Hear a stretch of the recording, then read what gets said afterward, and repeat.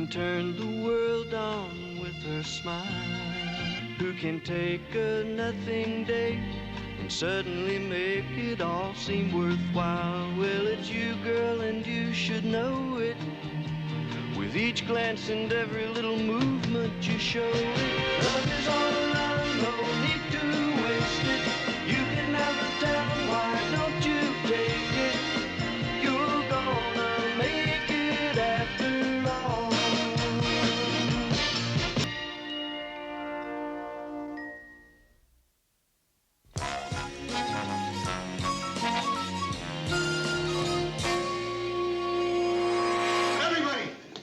Great news. We are no longer the bottom-rated news station in Minneapolis. Well, how can that be? There's nothing below the bottom. See, we're next to the bottom. Fourth. No kidding? Oh, boy, I never thought something like this would make me happy, but this is terrific. If only we could keep it up. You know what this could mean? A congressional investigation of the rating system? Oh. Boy, am I pooped. Hey, Ted, the new ratings came out. Oh? Ted, come back here. Oh, no, you just want to make me feel like the ratings are my fault. No, Ted, the ratings are good. Look. Go on. Oh, not bad. Not bad? What do you mean not bad? That's the best we've ever done. Well, you guys may be satisfied, but not me. You know how I am in my quest for perfection. I'll take off my makeup. Well, that's right. It's the first of the month, isn't it? I gotta go tell the crew. This is gonna make them so happy. Yeah, I'll go with you. I want to see their faces. Tell them they get an extra ration of rum. Hello, Mr. Grant. Georgette. I was supposed to meet Ted. But don't bother him. I'm sure he'll be right out. I don't want to bother you either. I'll wait outside. No, no. Come on back. It's nice seeing you again.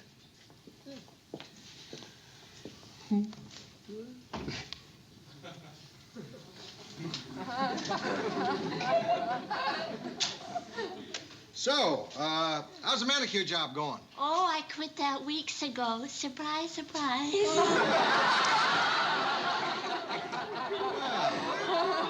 So, what are you doing? I'm a Golden Girl now.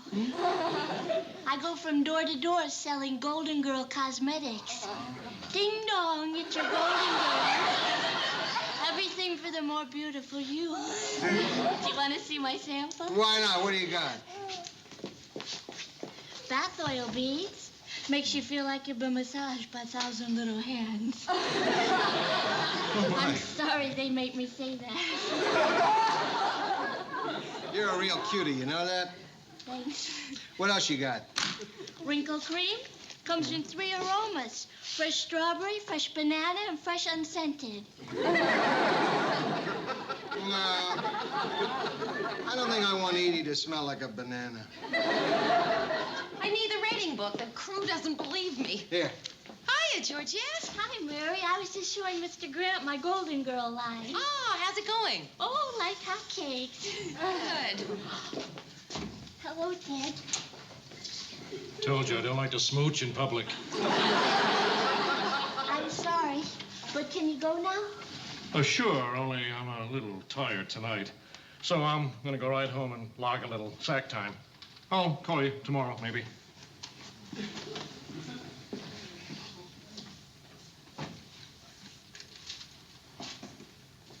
He really was tired. I mean, all you had to do was watch him on the show tonight. Yeah. Boy. Hey, Georgette, I know if you're not doing anything tonight, why don't you come have dinner with Rhoda and me? Won't it be fun, just you, me, and Rhoda, huh? Georgette? What? Oh, thank you. I like that a lot. Okay, good. I tell you, I still have a little work to do, but why don't you meet me at my place around 8 o'clock? All right. Okay.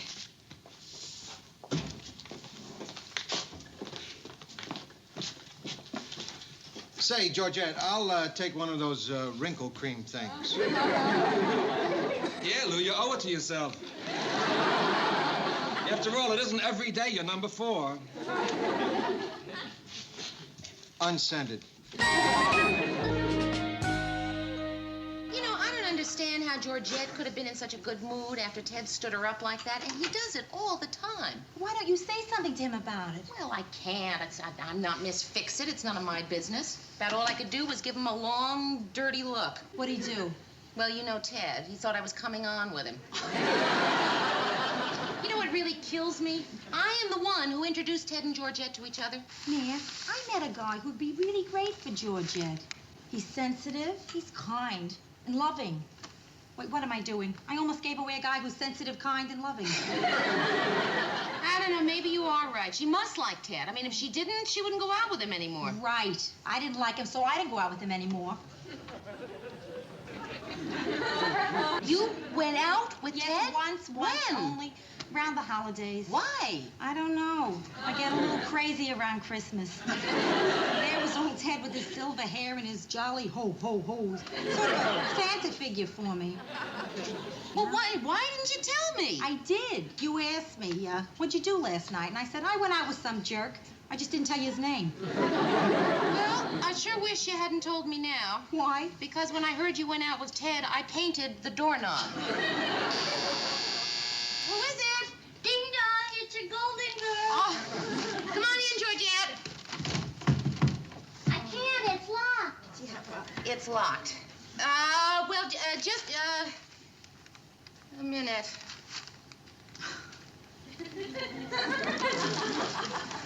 Oh, thanks, Georgette. Hi, Mary. Nice Hi. to see you again. Excuse me, Georgette. I gotta go clean off my hand. Does she do that every time she shakes hands?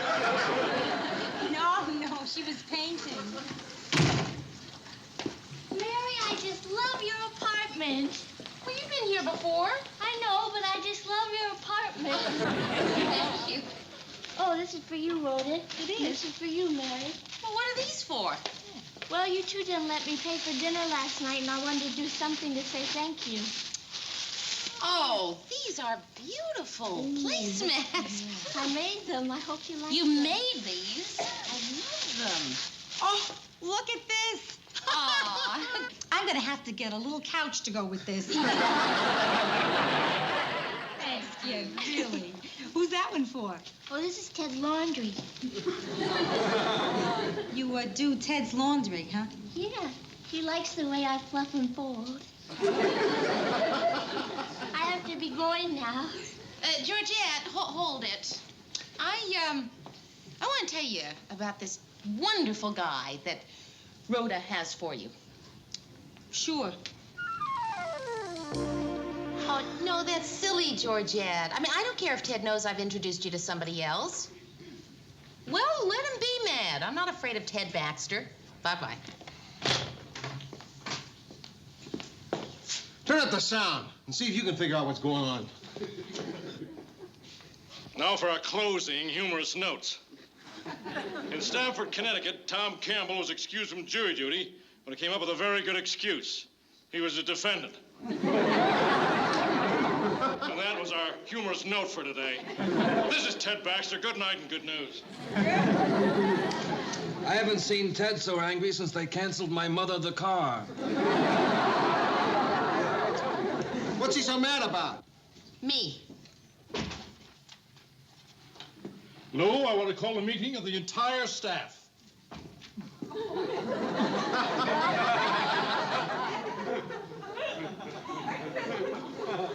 Out here. This meeting will now come to order. Ted. Chair would like to make an opening statement. I always like to think that our little newsroom was one big happy family. But in my innocence, little did I suspect we'd be harboring a backstabber in our very bosom. I'm going to reveal the name of that person. The backstabber is... Isn't this where the lights go off and Ted is found dead on the floor? The backstabber is Mary Richards, Ted, look, couldn't we who talk has about- deliberately set out to poison the relationship between me and my woman. Ted. Admit it, Mary. Tonight, Georgette's going out with a guy that you fixed her up with. Yes, I admit it, but I really don't see... She admits it. Oh, okay, Ted. She admitted it. Is that it? No. I also want her to admit that she made a mistake and she won't do it again. Mary, tell him you made a mistake and you won't do it again. I'm not going to say anything like that. How's that, Ted? That good enough for you? Oh, no. I'm going to the mat on this, Lou. This is big. It's not like the fresh towels from my dressing room. I'm not giving in this time. I'll tell you what, Ted. I'll talk to Mary, and I'll get back to you later. Say, how about those fresh towels? Okay. Mary first, then the towels.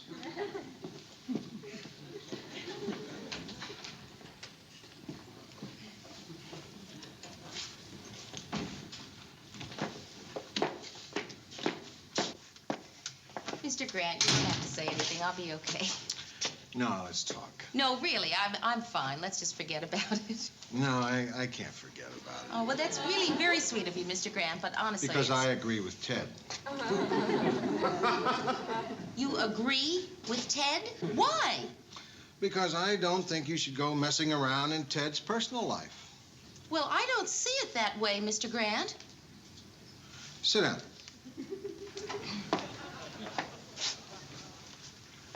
Mary, what you're doing is liable to affect Ted's work. I don't see how this has anything to do with work. In the same way as my rule about nobody at the station being allowed to date Ted. We don't have a rule like that. Oh, Ted, you don't have to make it a rule. It just works out that way.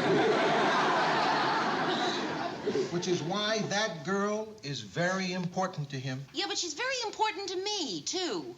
Mary, you're just gonna have to see this my way. Well, I'm afraid I can't, Mr. Grant, so, if you'll excuse me. No, I can't excuse you. This isn't settled yet. Well, then I'll just have to go anyway. You're gonna leave? Yes. Without my telling you it's okay? Yes. When? Now. Of course, it would make it a lot easier if you would just say, good night, Mary. I can't say that because this meeting is not over. Well, good night, Mr. Grant.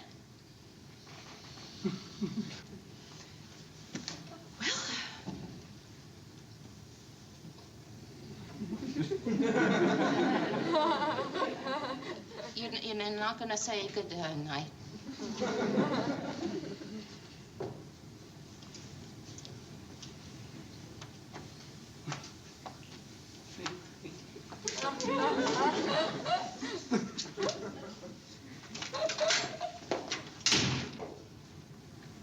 Good night.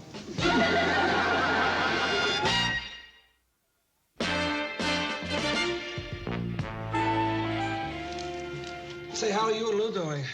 Well, I don't know. I have a feeling he's been ducking me all day, but I'll see him before I go home tonight and try to straighten things out.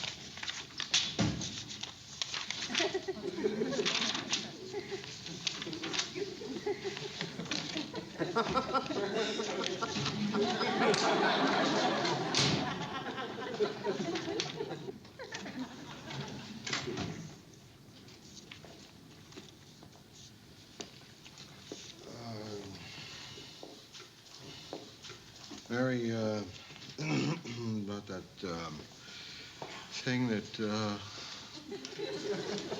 happened. I know, Mr. Grant. Me too. It's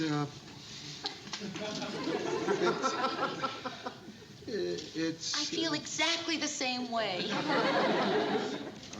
Good. Good. Yeah.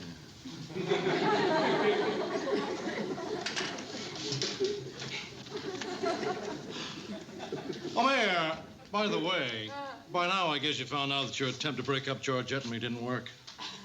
That lightweight you found her just couldn't hack the competition. Newsroom. Oh, hi, Georgette. Yeah, he is.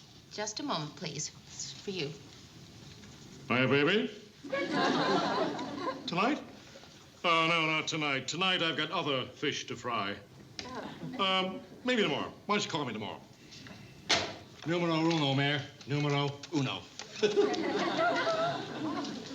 Hi, Georgette. Listen, as long as you're not doing anything tonight, I'd like you to meet this terrific guy I know. Right, we'll double. I'll call you later and let you know what time.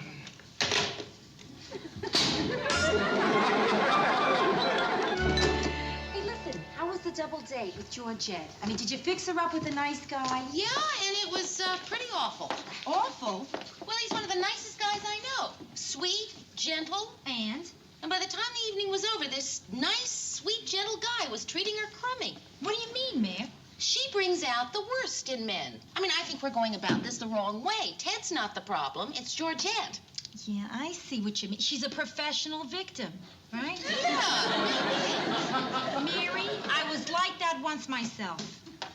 Okay, a little different style, of course. A little louder, as we all know. But Mary, I never did a guy's laundry. Never did my laundry. Wait, it gets better. This guy that I fixed her up with last night called her up and said, "How about dinner?" She said, "Fine." And by the time we got over to her house to pick her up, she had made the dinner. Oh, she really is a pro. Yeah.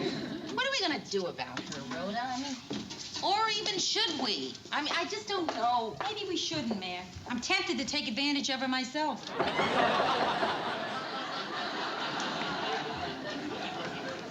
Knock, knock, it's your golden girl. Your doorbell wasn't working. That's why I couldn't say ding dong.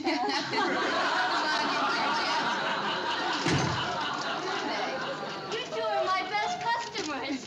Here, Rhoda, here's your bath oil, baby. Oh, thanks. I just ran out. Georgette, would you like some coffee? No, but I'll make some if you want it. No, it's already made. You sure you would like some? Okay, if you already made it, thanks. You're welcome. Georgette, could you pick that up for me? Sure. Hello? Yes, she is. Just a minute, please. It's for me.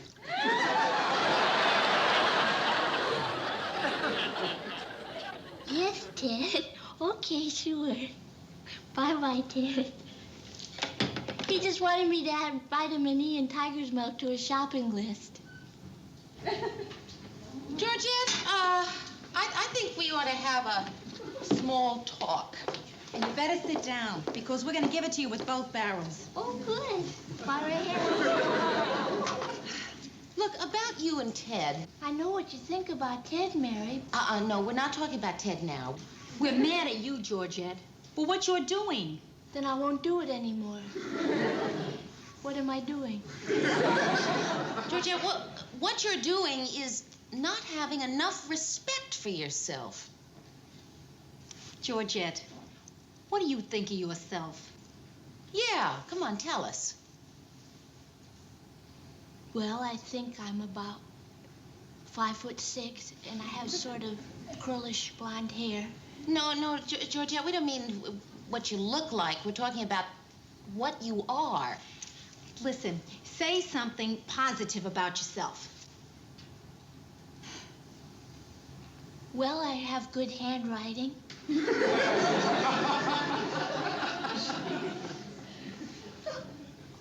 And I like animals. And I think I understand why you're trying to help me. You do? Great. Okay, now come on, tell us something really positive about you. I'm good with my hands. And I'm a pretty fair country cook. And I'd like to think I'm a nice person. Just nice? Very nice. Damn nice.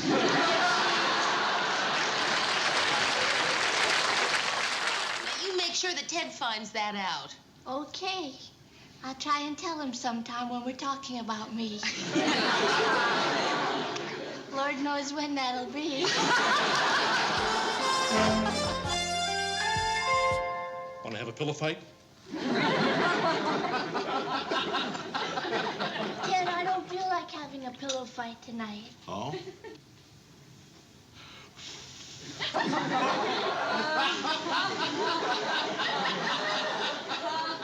Don't blow on my face, Ted. What's wrong? I thought you liked that. Not now. I want to talk. Can we have a pillow fight and then talk? No, I really feel like talking. All right, what'll we talk about? Sports, news, weather? Say, did you hear about that tidal wave in Peru? Damage to livestock, crops, and property was estimated in the billions of dollars. Not that kind of talk.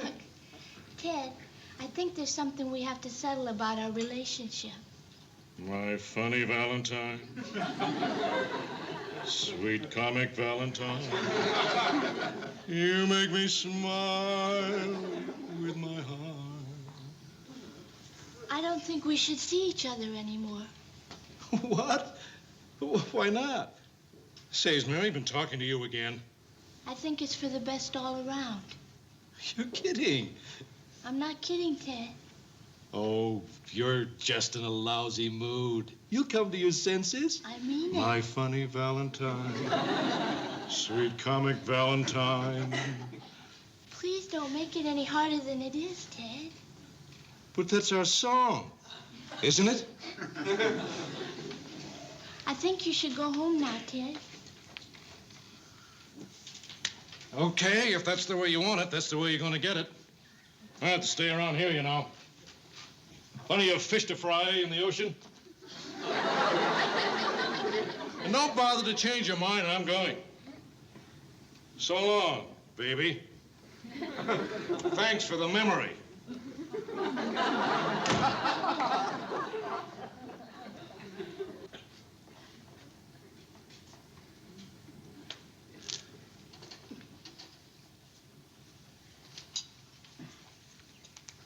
I don't want to go.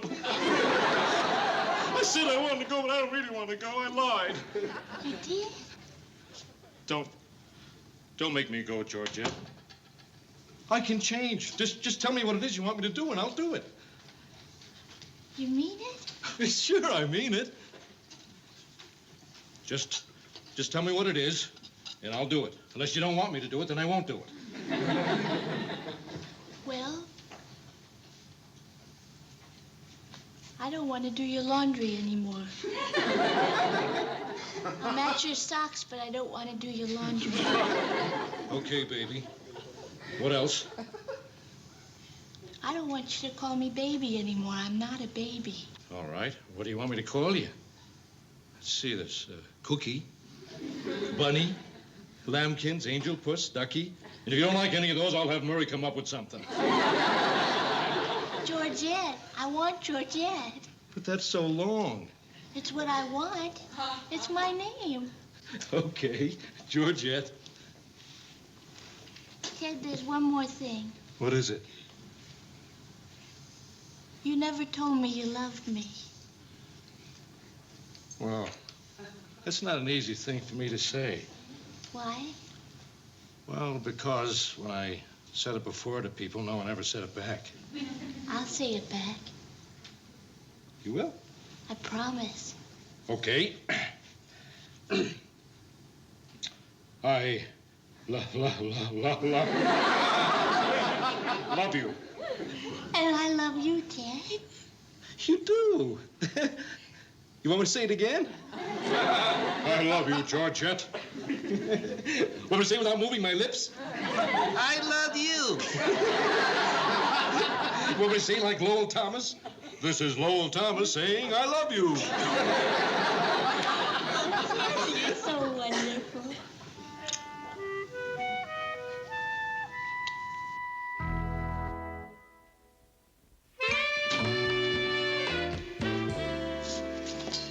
Morning, Ted. Morning, Mary. How was your weekend? I want to tell you about my weekend. I want to tell you about my weekend. Why don't you tell me about your weekend? Being with Georgette was like being with another woman. It's incredible. I mean, we were equal. We cooked dinner in the kitchen side by side. And afterward, she selected the movie we went to see. I mean, for the first time, everything wasn't left up to me. And I understand you were responsible. Well, she's a friend, and I just wanted to be helpful. I just want you to know that as long as I live, I'll never forgive you.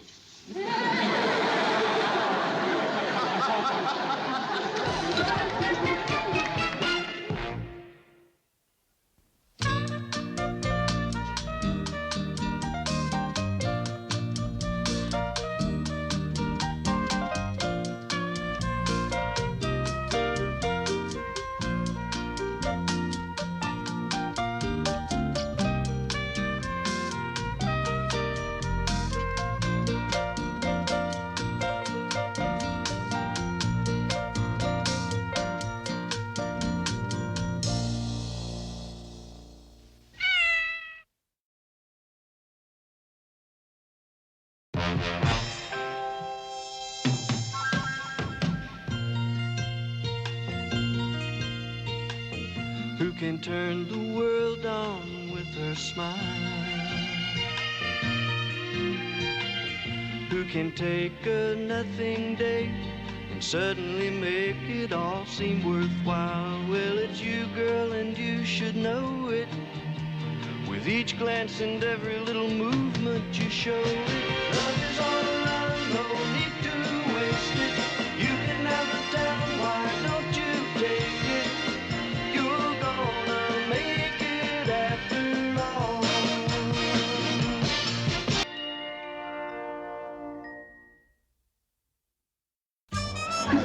Okay. Yeah. How you doing, Philly?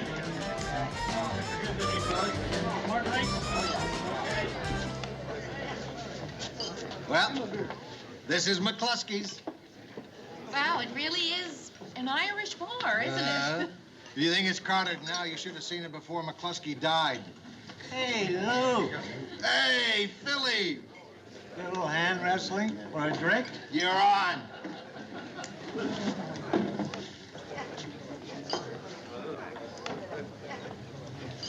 Oh, Philly. One of these days, I'm going to take you. It's all in knowing how, Lou. I know.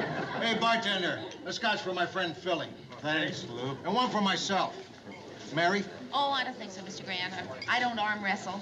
Anyway, we've got all that work to do tonight. Oh, yeah. Philly? This is Mary Richards, my associate producer. Hi. Philly is one of our more legendary habitués. I figure you only go around once in life, so you might as well go around smash. Here you are. New bartender, huh? No, he's only temporary. Until McCluskey's widow can find a buyer for the place. Oh, yeah, that's right. I missed McCluskey's wake, didn't I? Well, we've been working late every night. You didn't miss the wake, Lou. Huh? This is it. Where's McCluskey? In the back room. He's here? You ought to go back and say hello, Lou. He looks terrific. A picture of health. You want to go back with me, Mary? Oh, gosh, Mr. Grant, I didn't really know him. Well, if you don't get to know him now, you never will. I'll go back after dinner. Let's sit down, Mary. What's a special night, Philly? I'm sorry, Lou. The kitchen's closed. What time did it close? 3 years ago. Mr. Grant, we only have 45 minutes. We better try someplace else. Well, don't leave. You sit here, and I'll fix something up. There's always something to eat around here. Thanks, Philly. Nice guy, Philly. And strong for a little guy. Huh? You mean that arm wrestling? Oh, he knows I can take him at that. It's a little thing we go through so I can buy him a free drink. Isn't this a great place? Mm-hmm. I'd give anything to own a place like this. It's a gold mine. Well, didn't Philly say it was for sale? Yeah. I wonder how much they want for it. No, it's crazy. Why is it crazy? Oh, me owning a bar is ridiculous. I don't know. If you want something in life, you ought to go out and try to get it. Well, it's like Philly says. You only go around once in life.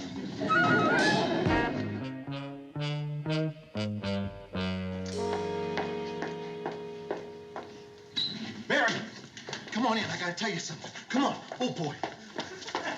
I was up all last night thinking about it. And this morning, I called McCluskey's widow. She's got another buyer, but she's willing to sell the place to me for old time's sake if I call back by 10 o'clock. What do you think? Oh, Mr. Grant, I think you should. And I only need $10,000. And I almost have it right here. $6,000 in my savings account, $2,000 in Edie's savings account, and $500 in my grandchildren's piggy bank. I'm giving them a piece of the place. Well, then, what you need is $1,500, right? That's all. That's all. Mary. You wouldn't, by any chance, happen to... Oh, no, I Mr. mean, Grant. a thrifty girl like you, I bet you have, oh, say, $3,000, $4,000 all the way to the old bank account. A few hundred. How many hundred? Not many hundred. I'll get you a raise. Mr. Grant, if I had the money, We can borrow on your insurance. Murray. What is it, Lou? Murray, I've decided to buy McCluskey's bar. No kidding. Ah, Why? because it's a gold mine, that's why. But I seem to have come up a little short on the down payment. Sorry, Lou. I've already invested my money this year in children's shoes. This is a once-in-a-lifetime deal. A bar is a risky thing, Lou. Murray. I've known banks who have lent money to guys who wanted to open bars, and the only collateral they had was that I was going to drink there. Sorry, Lou. Hi, guys. Ted. Lou? No. Mary, call Dr. Ames. He's always looking for a smart investment. No, what? Now, Lou's looking for a partner to invest in a bar he's buying. You know, I've always wanted to own a place of my own. Ted Baxter's newsroom. It's one of my 5 ambitions in life. I don't want to know what the other 4 are. All right, I'll tell you. Make $1 million. Replace Walter Cronkite.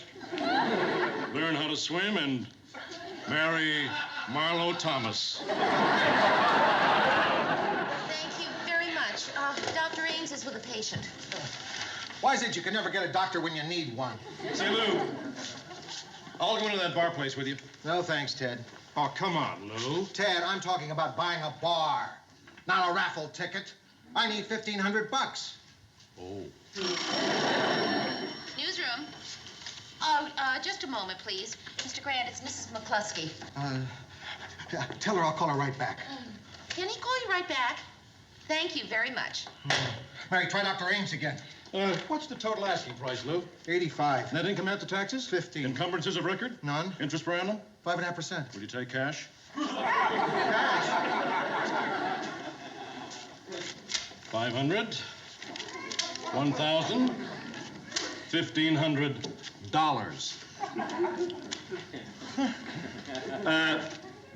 Don't you think we ought to sign something first? All right. Let's step into my office. Just a minute. I'll go to my room and get my lucky pen. Why does he carry $500 bills around in his wallet? You want to know why? Say, Ted, do you have the $3 you borrowed from me at lunch last week? Oh, sure, Murr. You got change for a 500?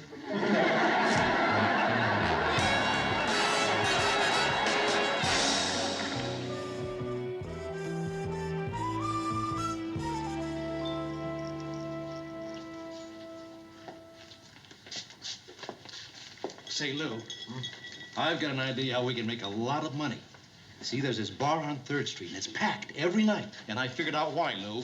They've got the cutest bartenders you ever saw. Ted, I am not hiring barmaids. Oh, no, these aren't barmaids, Lou. These are good-looking guys. I guess they do that to get the women to come into the place. Come to think of it, there weren't any women in the place.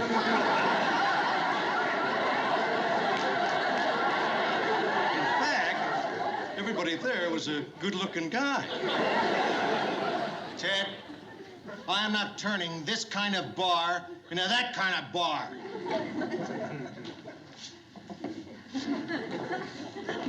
You mean it's that kind of bar, Lou? Yes, Ted, that was what that was. Lucky I didn't go in there. Philly! Hey, Lou. How you doing? You wanna for a drink? Come on.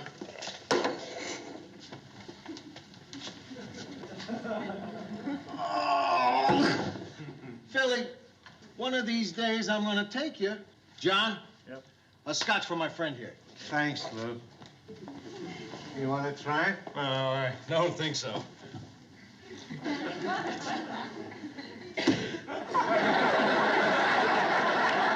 John, cancel his drink.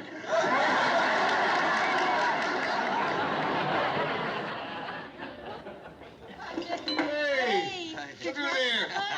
Congratulations. Aw. Here you go, Lou. Thank you. It's a little gift for Mary and me for opening night. Rhoda picked it out. Yeah, I know you're supposed to give flowers on opening night, but I figured with a cactus, everybody get really thirsty looking at it. Thank you. Well, best of luck, Lou. Hey, that's pretty cute. Giving a bottle of scotch to the owner of a bar. Anybody want a drink? Sure. Oh, boy, you sure have a great place here, Mr. Grant. Thanks. Okay. That'll be 85 cents. What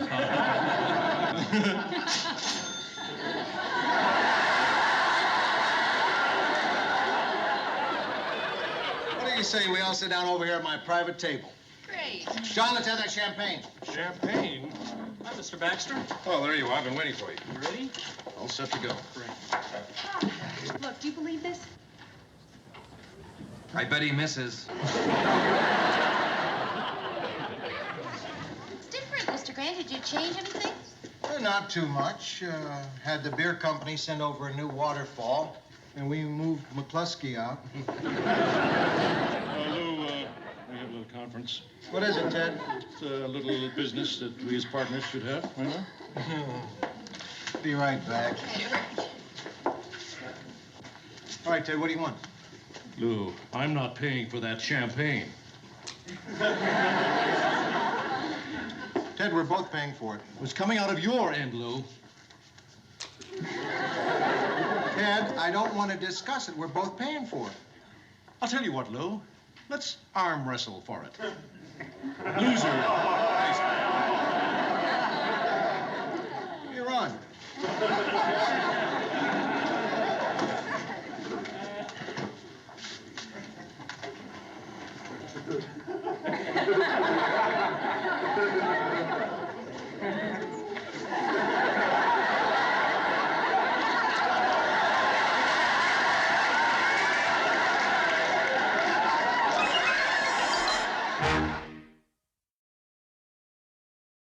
And I say to you out there, Mr. and Mrs. Twin Cities, the way to end the Cold War is very simple.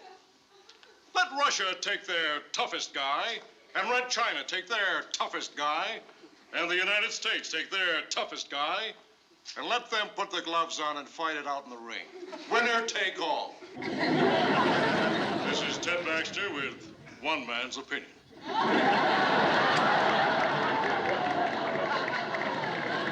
Did Lou approve of that?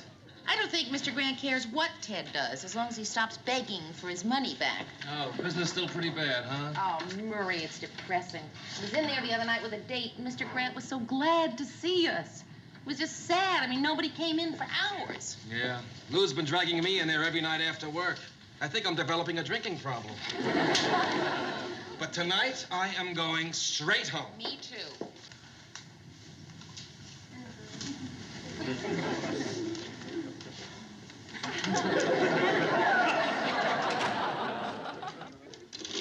Lou, you want to know why I look so bad?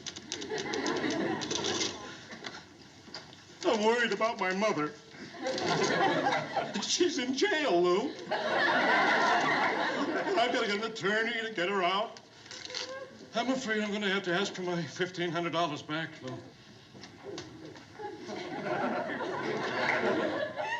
What's she in for, Ted? Grand theft auto. No, Ted. All right, Lou. I'll tell you the truth. It wasn't grand theft auto. I just didn't want to come out and say it. I just got back from the doctor. I've only got a year to live. Of course, there's 1 in a million chance that they can save me. But it'll mean an awful lot of money, Lou.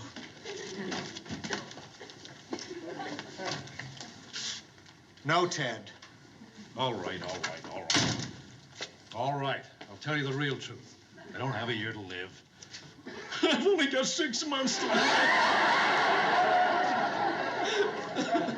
Ted? Yeah, Lou. I think you have less than that if you don't get out of here right now.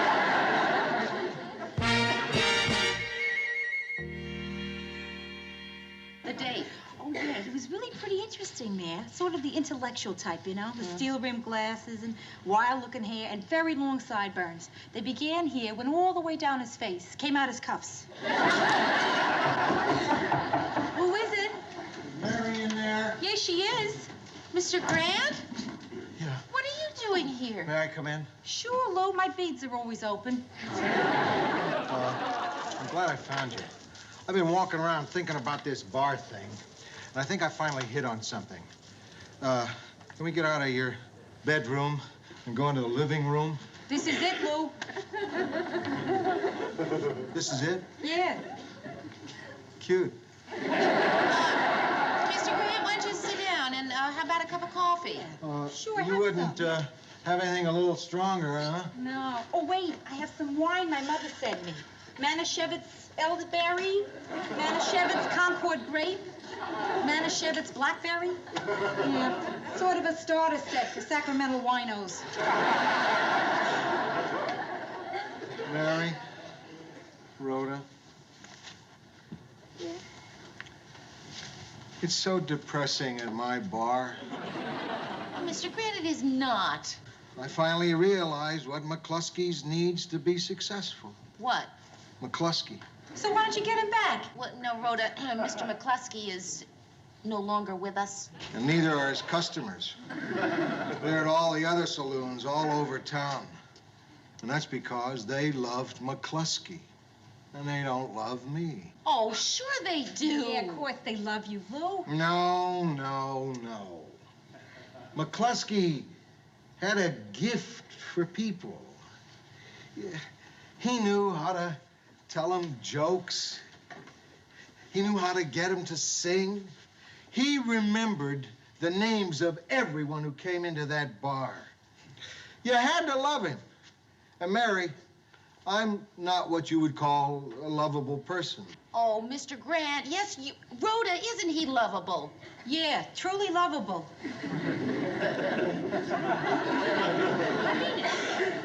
Thank you. The thing is, I never really cared about being lovable till now. It was always enough that people were afraid of me. But from now on, things are going to be entirely different. Starting tomorrow, I'm going to be incredibly lovable. How are you going to do that?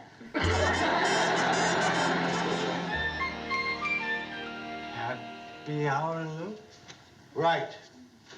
I'm going to see to it that this place is exactly like it was when McCluskey owned it. I put up posters, sent out flyers. Oh, how are you? How are you?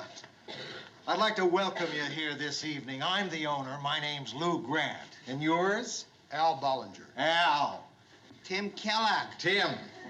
Well, well, well, I'm certainly glad you could make it. Al and Tim. Al and Tim. You gentlemen play darts? We just came in for a drink. Have a seat. Have a seat. Hey, Al and Tim. I heard a pretty funny story today. Did you hear? Oh, excuse me, Al and Tim. I'll finish the story later. It's really funny. I think you'll like it. Come right in. Come right in. How are you? How are you? I'd like to welcome you here this evening. I'm the owner. My name's Lou Grant. And yours? Rick Simmons. Rick, good to see you. Have a seat. Have a seat. And yours, sir? Henry Thomas. Henry, pleased to see you. And yours, young lady? Alice Howard. Alice, how are you? Betty Dodson. Betty, so nice to see you. Oh, well, well, I'm certainly glad you all could make it. Al and Tim? This is Rick, Henry, Alice, and, wait a minute. Don't tell him. Don't tell him. Barbara. Betty. Betty, I was teasing you. Say, Al and Tim, I'm going to tell that story now. Say, I was just going to tell Al and Tim this very funny story I heard today. Maybe you've heard it. Listen, this drunk walks up to the parking meter and he puts a penny in it. And he looks at it and he says, "Hey, look, I just wait 12 minutes. Great, yeah. You like that one, huh? Well. I'm going to go learn another one. Hey, look who's here, everybody. Mary and Rhoda. Mary and Rhoda. This is This is Alice. Right. Alice. And this is Betty. Betty. And this is Alan Tim. Yeah, well, you'll all be dropping in here a lot, so you'll all get to know each other. Are you all right, Mr. Grant? Am I all right? I'm terrific. We're really having a great time here. As a matter of fact, you're just in time for the sing-along.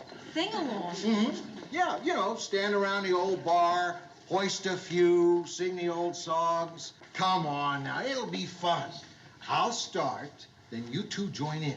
Then everybody else will just follow. Mr. Grant, you don't have to do this. It isn't like you. Come on along. Come on along. Alexander's Ragtime Band. Come on and cheer. Come on and cheer. It's the best band in the land. Let's everybody sing. Come on along. Come on along. Let me take you by the hand. Up to the man. Up to the man. Who's the leader of the band?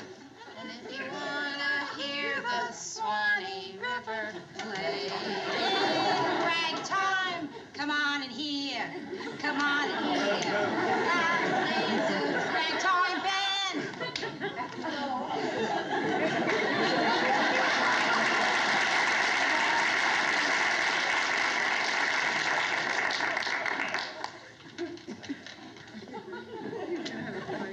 What the hell's wrong with you anyway?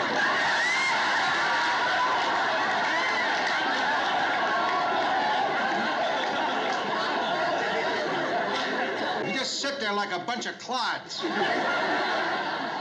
Now, we asked you nicely to sing along. Huh? Now, that's not too much, is it? To ask people to have a good time? Sit down!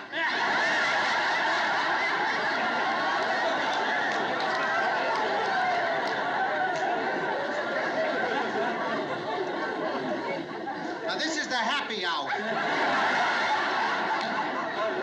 We are all going to sit here, and we are all going to sing along. Is that clear? Roger? Norman? Helen? Muriel? Tim and Al? All right.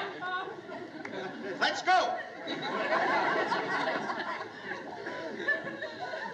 And this time, I really want to hear it.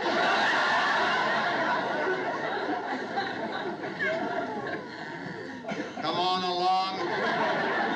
Come on along. Alexander's Ragtime Band. Come on and cheer. Louder! In the land. I can't hear you. I can't hear you. Before. That's why I know more. Don't hang. Sing. Sing. Shout. Why aren't you acting happy? You got all the energy you got. You should have come out tonight. Come on along. Come on along. I'm gonna have to sell this place.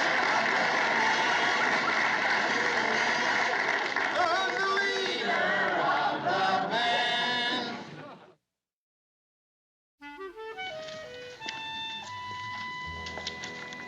Mary, I want to.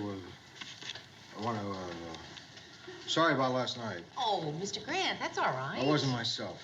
Hey, listen, I understand. Do you think any of the people you called this morning might buy McCluskey's? Yeah, I think I'll find a buyer out of one of them.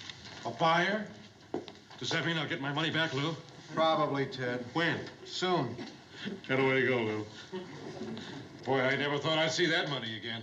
Ted, by the way, you still owe me $3. Oh, sure, Murr. You got change for 500? As a matter of fact.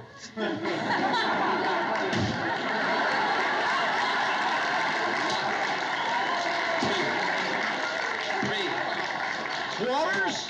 Nickels.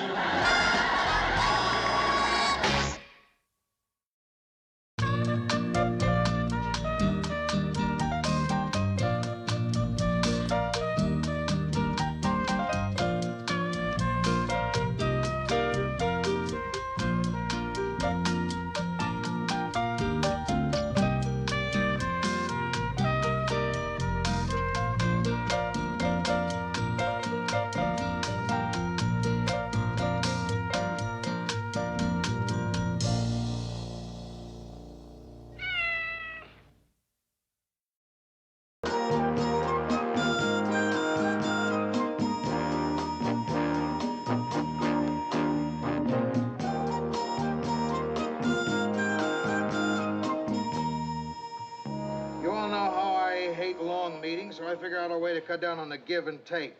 I'll give, you take. I'm not saying there's cause for alarm, but I would like to get a little constructive hysteria going. There's a drop in the ratings. Again. How far? Go ahead, Mary, read them. Let's see, 6 o'clock news. Last week we were a 1.1, and then we plummeted down to a 1.0. Well, what does that mean? An entire family of midgets tuned us out? Look, a drop in the ratings may not seem like a big deal to you, but if it continues this way, I could lose my job. Nobody went, oh! Oh, Mr. Grant. We're losing the young audience. Gee, I don't know why. I like the show. I mean, I watched it even before I came to work here. You're not young anymore. I'm not? Check the ratings book. It's broken down into age groups. Young is 18 to 29. You don't make it anymore. I don't. Hi, gang. I heard there was a big powwow going on here. It's our ratings, Ted. Oh, are they up? Does this look like a celebration? Now, does anybody have any suggestions about improving the show? Improving the show. Well, we could make it longer. Oh, Ted, you've missed the point. If it's not doing too hot now, that would make it not doing too hot stretched out. Hey, look. Why don't we all write out on slips of paper what we feel the main drawback of the show is, and then have them read anonymously? Why anonymously? So that Ted's feelings won't be hurt. Ted Baxter? Yo. Got some mail for you here. Fan mail, I guess. Fan mail for a newscaster? Oh, that crazy, kooky American public. Fan mail. Only in America. Here you go. That's it? Yes, sir. Excuse me, ma'am. Ma'am? Ma'am? Oh, you mean me? Yes, ma'am. Ma'am? This kid. Well, no, he wasn't even a kid. He must have been 21 or 22 years old. He comes over to me, and he calls me ma'am. Ma'am. Your first time? Yeah. Not only that, I found out that our rating service has declared me officially over the hill. That's nothing. When I turned 21 and still wasn't married, my mother officially declared me an old maid. I think she had it notarized. Hey, wait a minute, Rhoda. Let's stop this. You know, if there's one thing that's worse than being single, it's sitting around talking about being single. So let's change the subject to something a little more pleasant, huh? Like pollution? This is important, Mayor. There are many single women who've lived perfectly fulfilled lives. Who? I'm getting a pencil and a piece of paper and make a list. No, Rhoda, I am not about to sit around and make lists of single women. We're not. We're going to make lists of single men to go out with. We go out all the time. Yeah, but when was the last time you went out with someone really terrific? Well? Last time for me was when my father took me to a ball game. Come in. Hi, Mary. Hi. I just came up to bring back the ice cubes I borrowed. I didn't need them after all. This is a bag of water, Phyllis. Oh, I stopped downstairs to talk to Mildred for a few minutes. You want me to refreeze them for you? No, this is fine, thank you. What's that, a word game thing? Oh, it's nothing, really. We can do it later. We're trying to think of men to go out with. That was Rhoda Morgenstern with the 8 o'clock news. Listen, if you really want to go out with someone fantastic, look in your own backyard. Ted Baxter. Oh, no. I might have been kind of bowled over by his good looks in the beginning, but he's good looking in that good-looking way. He always looks to me like he's posing for a postage stamp. First impressions can really be so wrong. Like Lars and me. Did I ever tell you? When I first met him? No, I don't think so. When I first met him... Oh, this sounds ridiculous. Oh, I know you're going to think I'm insane. When I first met Lars, I used to think he was boring.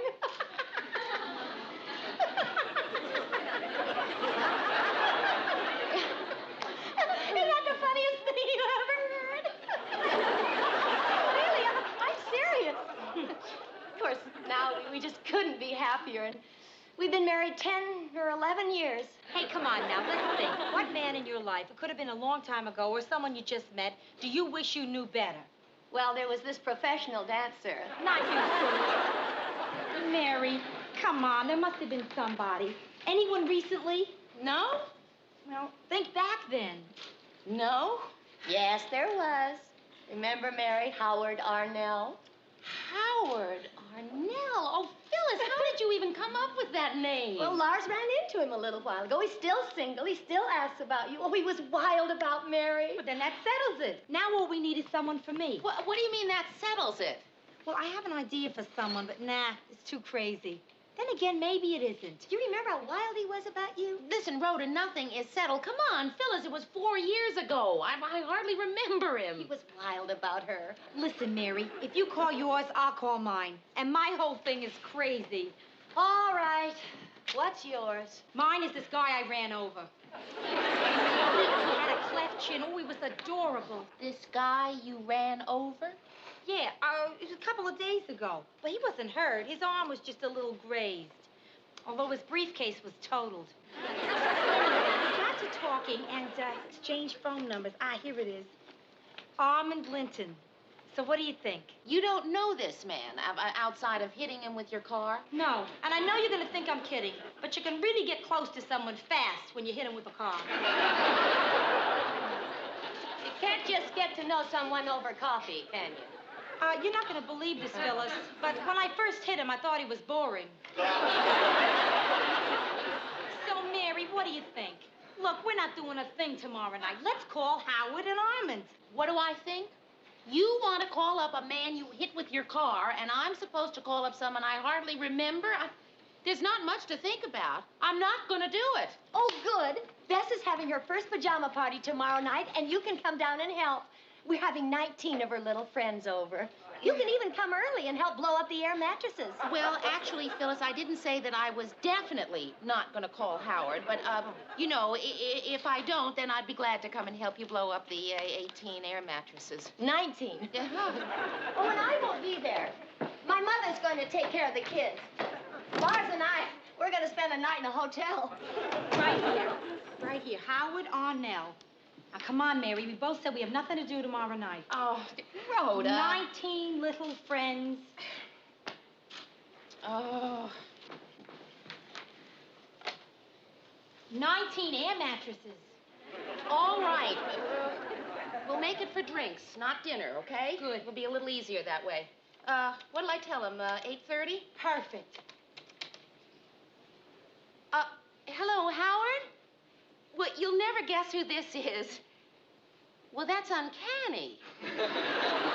I mean, it's been 4 years. Oh, is that right? 4 years, 3 months, and 2 weeks.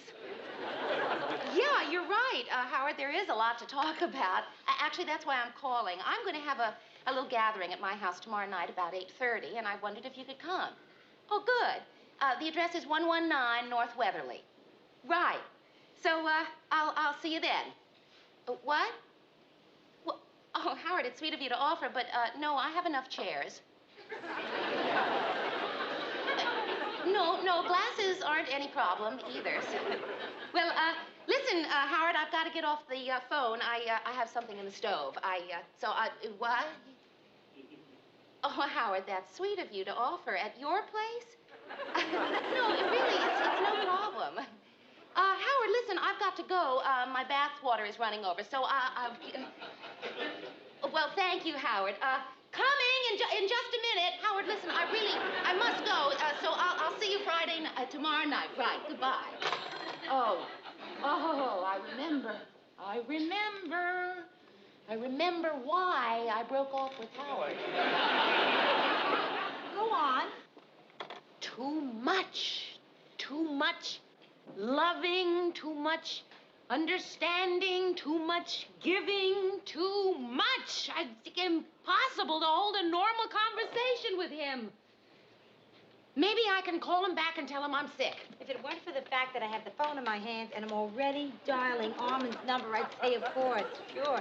But under the circumstances, call off a cleft chin. Hello, Armand?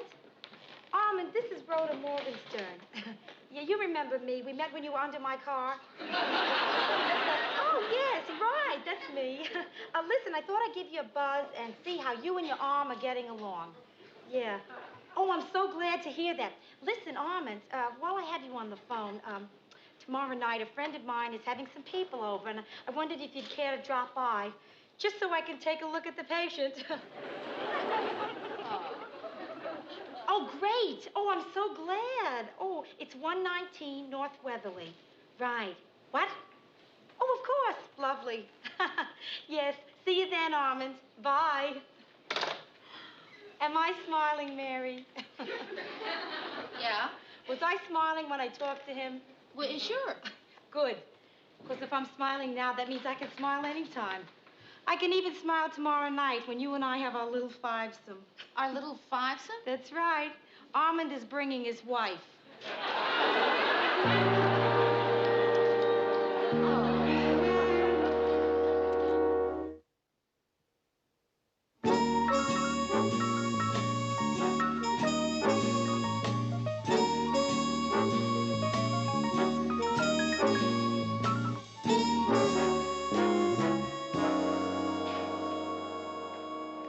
Mary, are you sure this looks okay? I feel so fat. Yeah, it looks fine. You think this munchy stuff is enough? Everybody will have eaten dinner. Oh, that's just right. How can you gorge yourself like that and stay so skinny? I'm going crazy with hunger. Well, eat something. I can't. I gotta lose 10 pounds by 8:30. This dress is all wrong, Mayor. I wonder if I should have worn my pantsuit. Maybe I should call my date, see what his wife's wearing. You really had no idea, no hint at all that he was married? No idea at all. But I'll tell you, I was thinking about it this morning, and I don't feel strange in the least about going out with a divorced person. What do you mean divorced? He's married. Now he's married. And suppose now he's happily married? You know, sometimes you're very depressing. Boy, I wish they'd get here. No, I don't. I just wish it were over. Well, you're nervous over nothing, Mayor. And I don't see what your big gripe is about Howard. I mean, so he likes you. No, Rhoda, he doesn't like me. He likes me. All that love just rushing at you. That, as my grandmother used to say, should be the worst thing that should happen to you. Oh, get that stuff away from me. I'm fainting from hunger. Rhoda, it isn't going to kill you to eat something. Break my diet the day I see Armand? Not a chance. Geronimo. Hello, I'm Mary Richards. Good evening. I'm Armand Linton, and this is my wife, Mrs. Armand Linton.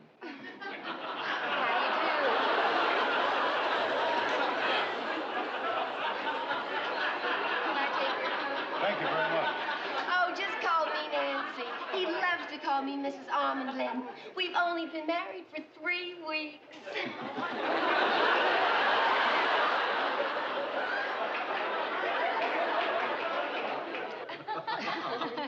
And that's how Rhonda and I met. Rhoda.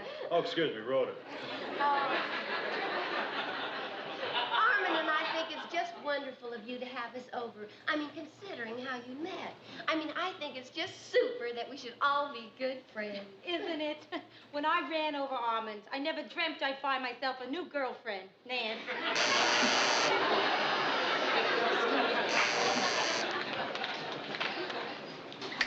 Gotcha! Oh! Howard? Yeah, I just had to get that on film after all these years. Oh, man. Oh,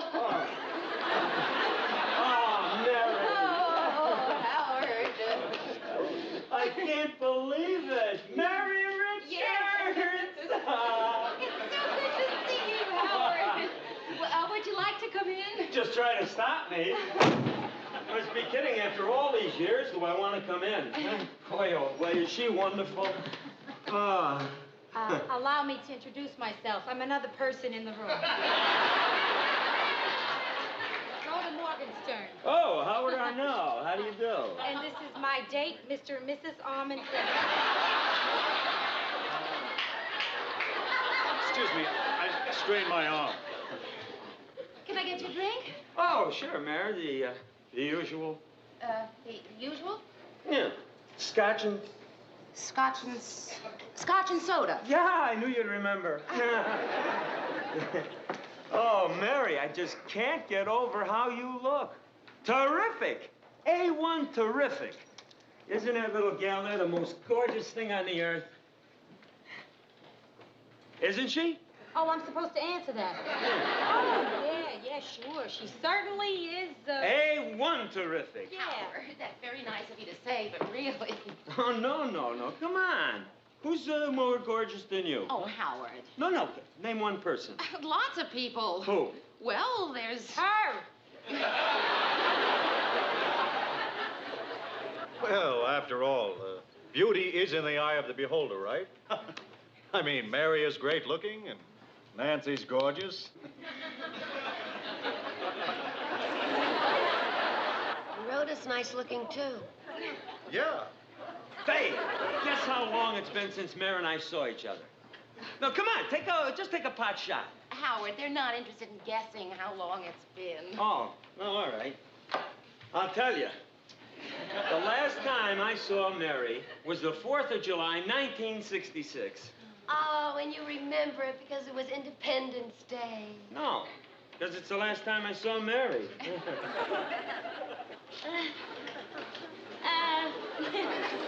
I think I'll just go see if there are some more bacon curls. Not too many. Me either. I don't want to spoil my dinner. Look at that woman. Boy, are we in for a treat. You are looking at the greatest little gourmet cook in the Western Hemisphere. Rhoda, could I see you in the kitchen for just a moment? Excuse me, Armand. Certainly. And Nan. Oh, and Howard. Rhoda, I thought 8:30 so obviously meant after dinner. Maybe you could whip up something quick, huh? Whip up something quick. Right. Yes, I can whip up a carrot. I can whip up a baked potato. Nothing. The only thing I have in my refrigerator is a light bulb. Well, I'm just gonna have to go out there and tell him. What else can I do? So I don't know what should be cooking. Either a chicken in a pineapple shell or duckling with wine sauce. Listen, everybody, on the subject of the duck in the wine sauce, there's been a kind of an interesting situation, and the situation is that you thought that this was for dinner, and of all things, it's not. Oh, you're saying this isn't for dinner? Well, no, I'm not saying that. Yes, that's what I'm saying. Well, it really doesn't matter. I mean, it really doesn't matter because... Well, because we've eaten. We had a late lunch before we came here. Seriously. Yeah, seriously, we did, right before. And also, I had a very big breakfast. We're stuffed. Well, if you're sure. Oh, yeah, really. Say, this is such a nice apartment. Don't you think this is a nice apartment, Nancy? Oh, I certainly do. It's really pleasant. Incidentally, are there any more of those, Bacon curls? Yeah. No. How about a carrot? Thank you. You know, Mare, I just can't get over how you look. I mean, you are really something, Mare. Most gals, look their best when they're in their 20s, but this little gal here, I'm telling you, Mary, the older you get, the sexier you look. Howard. Hey, I've got an idea for posterity. Yeah, that's a good idea. Pictures. Who knows when Nance and I'll see each other again. Howard, you really want to do that now? Oh, no, we can wait till after dinner. Oh. Isn't that funny? Why do I think we're going to have dinner? Hey, I've got a good idea, Howard. Well, why don't you take some pictures of us all? Oh, okay. Oh, come here. Help me out here, Armand. I'm dying to get a couple of Mare and I together, Well, I'm not sure I know about this kind of camera. What's to know? You just push the button there. Well, okay. Oh, God. I'm terribly sorry. It's really all my fault. No, it's all right. I don't know how to apologize. No, it's all right. It's just the pictures I took of the total eclipse of the sun. Mary, I think we'd better be going. We both want to thank you for a lovely evening, and the bacon curls were delicious. I'll get your coats. Well, I have to get up early in the morning anyway. I'm playing golf. It's snowing. Oh, well, I'm not that good. Good night. We enjoyed it. Have to do it again. Yeah, assuredly. Oh, thank you. Thank you, Mary. Good night. Delightful. Good night. The next total eclipse in Minneapolis is in 2099. No kidding. Yeah. Well, of course, there's a partial in 1979. That's only 9 years. Excuse me, please. I'm going into the kitchen, and I'm not coming out until I find something edible. Mary, you're not tired or anything? Well, I am a little. It's been a kind of a long evening. Yes, and I know what you've been thinking all evening, too. Oh, no, I haven't. Yes, you have. You've been thinking what I've been thinking. How great we are together. That's it, isn't it? Well, no, not exactly. Well, no, not exactly, no. I mean, what, do you want me to say what exactly is? Well, I mean, you want me to say the words? I'll say the words. Marriage. There, I said the words. Look, I'm not surprised at this, Mary. You're a woman. You have a right to expect something to come of this. No, Howard, I don't think I have that right. Yes, you do. Oh, Mary, you're so great. You're so great, you'll probably understand this. Mary, I can't marry you. You can't? What, Howard, I understand. I really do. See, I gotta have my freedom. I gotta. See, the way things are now, Mary, I'm free just to pick up and go whenever I please, wherever I please. I mean, the sky's the limit. I get the desire to jet up to Duluth. One phone call. That's it. I get the urge maybe to spend a weekend in St. Paul. That's done. See, I can't be tied down. You do understand, don't you? Oh, Howard, I really do. I understand. No, I don't think you do understand. Yes, I do. See, I'd just be hurt, and you're saving me from all that hurt. I mean, wow, I never knew anyone who saved me from so much hurt. I better go. Even the sound of your voice makes me crazy. If you say one more word, you'll make me change my mind. Where's my coat? Mary Richards. Little Mary Richards. Say, Mary, you know something? I'd like to have something of yours, you know, to remember tonight.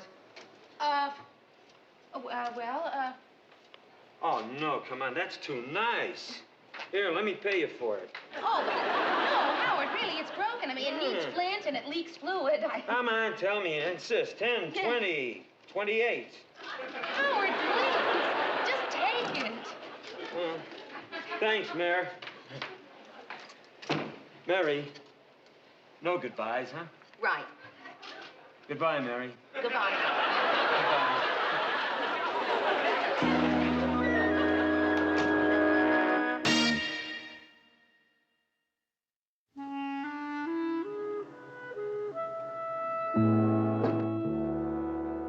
He leave? Yeah, he left. He wants me to forget him. See, he's got to be free. Is that what he said? Yeah, and then he took my lighter and he walked out of my life forever. Rhoda, never again. Right. Tonight I took a vow, and I'm going to keep it. What's that? Next time I'm asked out, no matter how lonely I feel, I'm not going to say yes unless it's a couple I really like.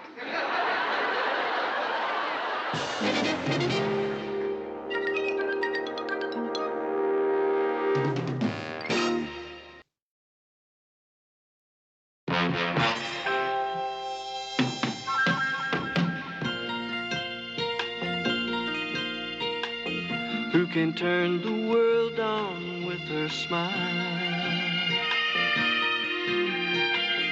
Who can take a nothing day and suddenly make it all seem worthwhile? Well, it's you, girl, and you should know it.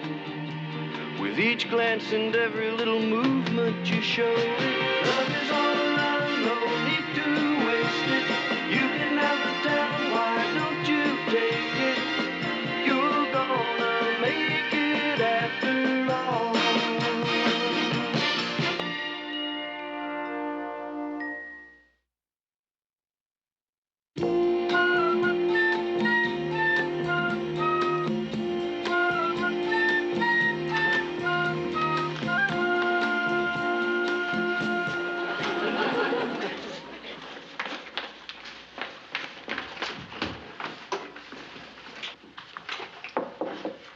Anybody home? Hello? Hello. Say, this is going to seem like a strange request, but I'm an architect, and I've been doing some sketches of this house. And I wondered if you'd be kind enough to let me come in and look around inside. Well, you mean my apartment? Well, it's not a lot of trouble. You see, nobody else seems to be home. Well, no. No trouble. Come on in. Well, thank you. I certainly do appreciate this. Well, you're going to have to excuse the mess. Mess. Oh, yeah, you're right. It is pretty neat, isn't it? I guess that's just a reflex. My name's Matt Bryan. I'm Mary Richards. I guess you know that this house is a Frank Reich. A Frank Lloyd Wright? No. Frank Reich. Right. Right. Huh. The two are often confused, but in fact, Frank Reich died in 1936 of acute frustration. Oh. But his houses were pretty famous, huh? Oh, very famous, because they were so ugly. Oh. Oh, I don't mean to say that this is ugly. No, I think that you've fixed this up very nicely. Would it be okay if I just made a couple of quick sketches? Oh, yeah, sure. Is this for a magazine or something? No, it's just for my files. You see, I'm thinking of writing a book called Humor in Architecture. So if it's all right, I'll just sketch my way around and maybe you can pretend that I'm not here, huh? Oh, yeah, sure.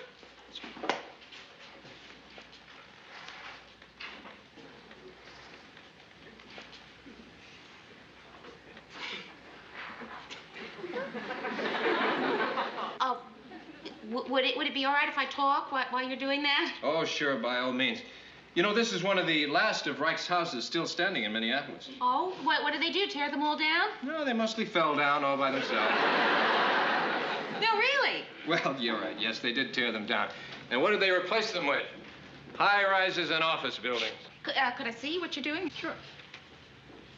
Hey, that's me. Son of a gun, how did that happen? You know, it really is pretty good. Well, here, you can have it. Of course, if I ever have to refer to it, I'll have to come back and take another look. Well, I better put my groceries away. The frozen stuff will start to thaw. Okay, I'll get out of your way for a minute. Oh, well, no, that's all right. Tell me, is this balcony safe? Yeah, I guess it's pretty safe, unless you fall off.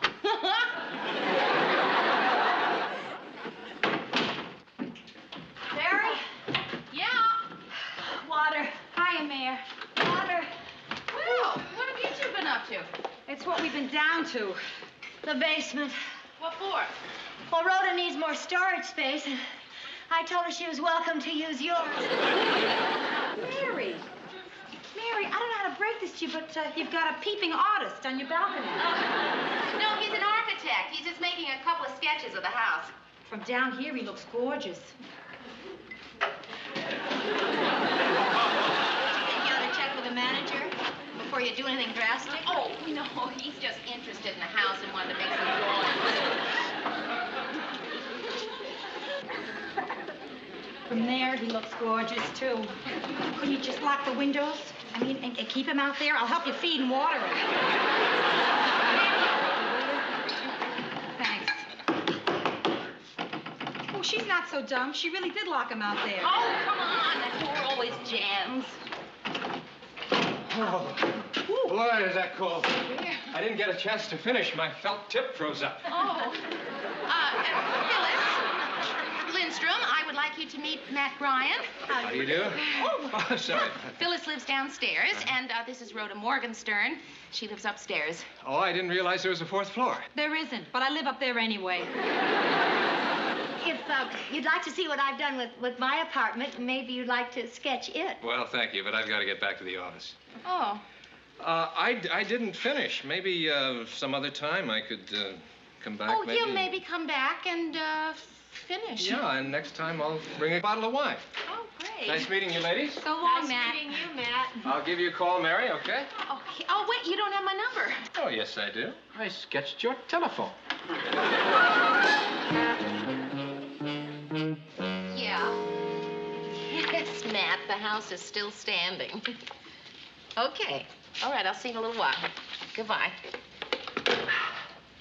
Hey, Murray. Guess who designed the house I'm living in? Who? Frank Reich. Oh, Frank Lloyd Wright? No, that's what I thought at first, too. I've heard of that guy. Yeah?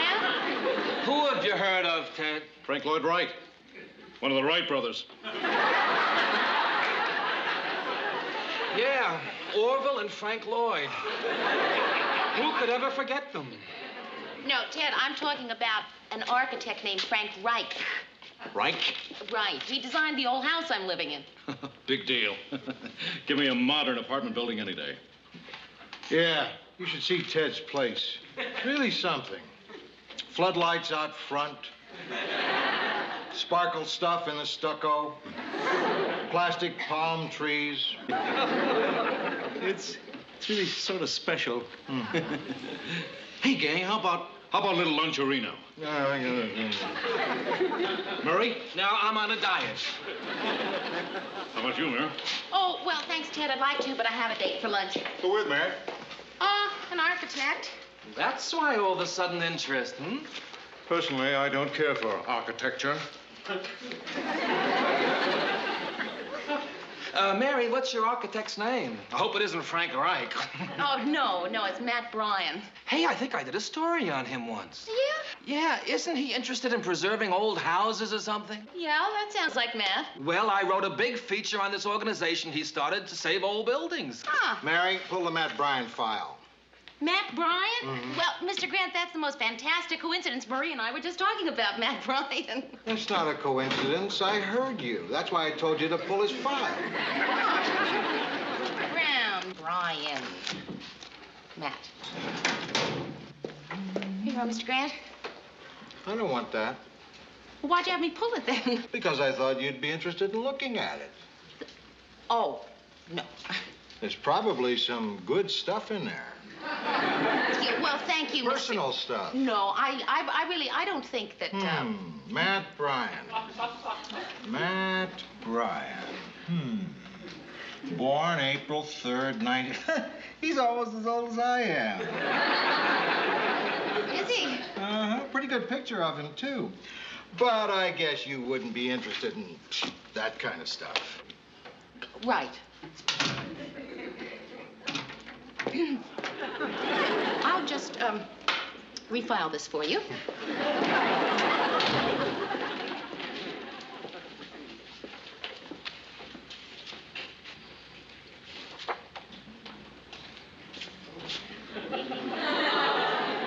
Boom.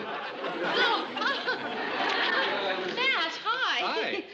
Oh, well, I'm almost ready for lunch. I'll Good. just refile this stuff and then we can go. Hey, just a minute. No, please. I got it, No, don't bother. Say, there's a rugged-looking individual. That's a striking resemblance. Yeah, well, you see, I was just doing some research for a documentary we're thinking of doing on famous Minneapolis architects. Well, I'll just refile this with this other research stuff. Hello, Matt Bryan. Oh, hi, I'm Luke Grant. And this is Murray Slaughter. Hi, how are you? Well, I guess we can go have our old luncherino. So long. It'll have to be a fast lunch. They're pouring the foundation for a building I designed, and I have to hurry over there before the cement dries. Oh, what for? I always like to put my footprint in it. He really looks great, doesn't he? Yeah, he sure does. Who? The guy Mary's interested in. Who? The guy she just left with, Matt Bryan. Is he better looking than me? No, Ted, nobody's better looking than you. Oh, good. I feel like mirror, mirror on the wall. How old is he? 44. 44? Oh, I don't believe it. I mean, he looks incredible. He's the youngest looking 44 I ever saw. Guess how old I am. Well, I'm prematurely gray. I hope I look that good when I'm his age. Murray, you don't look that good now. Why should it be? 44. He just doesn't look that old. That's not old. I'm 46. He's 44. You're 46. Gee, we better warn Mary what he's gonna look like in 2 years.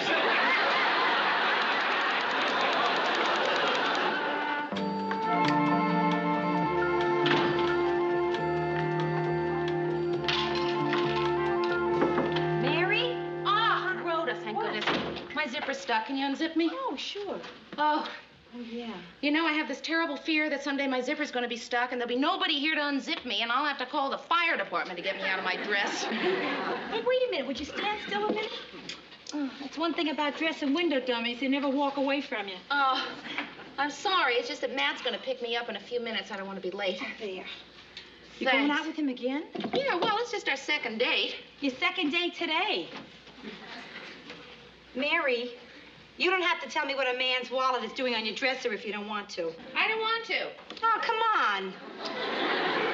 A whole wallet. Most I ever got was cab fare home. It's not what you think, Rhoda. Matt and I had lunch today, and he had to leave in a hurry, and he forgot his wallet on the cashier's counter. You know, you can really get to know a lot about a guy by reading his wallet. Hey, Rhoda, come on. There would be like somebody going through your purse. No, it's too late, Mayor. I've already gotten into it. I just can't put it down. Oh, how cute. What? It's a picture of Matt with a very tiny baseball player. Yeah, let me see. Oh, yeah, I think that's his son. Oh, isn't he darling? Mary, I don't know how to break this to you, but where there's a son, quite often there's a mother. And even a wife sometimes. Oh, well, no, I'm pretty sure that Matt's divorced. He tell you that? No, but on his driver's license where it says married, it's been crossed out. So Well, I just wanted to make sure that nothing was missing.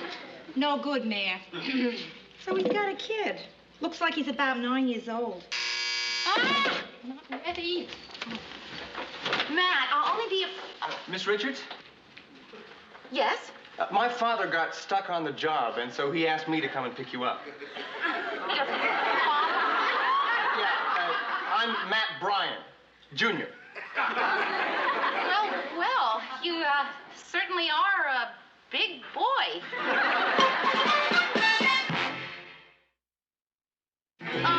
Won't you come in? Thank you. Matt Bryan Jr., I'd like you to meet my friend, Rhoda Morgenstern. Morgenstern. Rhoda is my best friend. I'm sorry. It's just I'm so surprised. I pictured you about 9 years old. Well, I was about 15 years ago. Last time we saw you, you were about this big. I beg your pardon? Oh, it was a picture in your father's wallet. Right here. Yeah. Oh, I have it. He left it today when we had lunch. Yeah, I can see where you got confused about me. But my father still looks pretty much the same as he did 15 years ago. I guess it sort of runs in the family. You ought to meet my grandfather. I'd like to. Dad would have called you himself, but he's up in a building under construction, and they haven't put the phones in yet. Well, are you an architect, too? Yeah, I work for my father. I'm also double parked outside, so I'll wait for you in the car, all right? Oh, yes, sure. I'll just be a second. Nice to meet you. Yeah, bye, Matt Jr. Mary, what a cute boy. Rhoda, I got news for you. That's a grown man. Yeah. You know, something just occurred to me. I am only about 6 years older than he is. Difference doesn't make. Matt and I are just dating, right? Oh, Mary, when you're over 30 and still single, there's no such thing as just dating, unless you're Gidget. Well, I always said when I get married, I would like to have a son. Yeah, but this son is old enough to have a son. Yeah? Well, I always wanted to be a grandmother, too.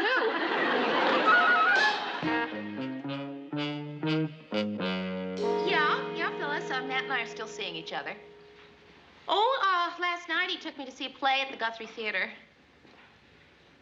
Well, I really don't know how it's going. We only go places where we can't talk. Yeah, I'll hold.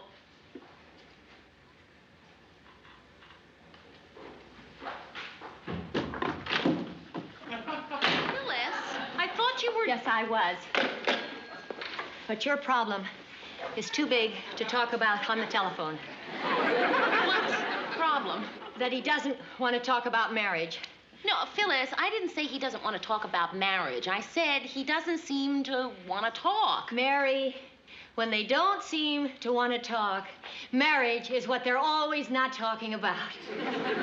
How well I remember it. Every time I even got close to the subject of marriage with Lars, he didn't want to talk about it. He still doesn't want to talk about it. Well, Phyllis, I don't want to talk about marriage. Mary, why not? Well, because I don't know him. What do you mean you don't know him? Okay, Phyllis, let me give you an example of a typical evening with Matt. He picks me up, we get into his car. Immediately, he puts a cassette into his tape deck, usually a Broadway show, and we sort of hum along with that till we get to the theater, which is just before the curtain goes up, so again, we don't talk. After the play, he takes me to a loud place for a drink where it is impossible to talk. Then he brings me home, and we say goodnight. Oh. If Lars and I could only communicate like that again.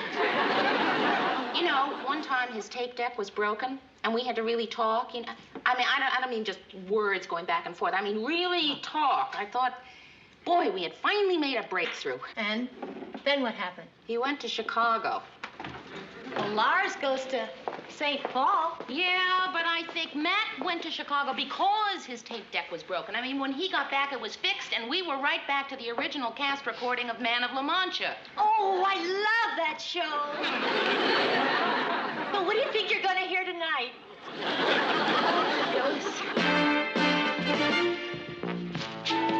How are you and Matt getting along these days? Oh, fine, I guess. He left for Chicago again. Oh. You know, I can't get over how great Matt looks for a guy who's almost Lou's age. Yeah, well, he really works at it. How do you mean? Probably he watches his diet. Yeah, he eats, but, you know, only the right foods, if you know what I mean. Nothing with sugar or starch, no fats or carbohydrates. That leaves celery. Listen, anybody can look young, but I like the respect that comes with that well-seasoned look. In fact, when I was in high school, the teachers used to call me sir. Well, Matt. Hi, what are you doing here? Well, I'm redesigning an office on the 10th floor, and I just decided I'd drop by. Oh, that's nice. Matt, I'd like you to meet my boss, Lou Grant. This is Matt Bryan, Jr. Oh, hi. And Marie Slaughter. Hi. How are you? Mary, I'm going to an early lunch before Ted comes in and asks me to go to lunch. Nice to meet you. Listen, speaking about lunch, do you think you can get away, too? Sure, yeah, I guess I can. Look, I just have to run this over to Mimeo. I'll be right back. All You right. just make yourself at home. Okay.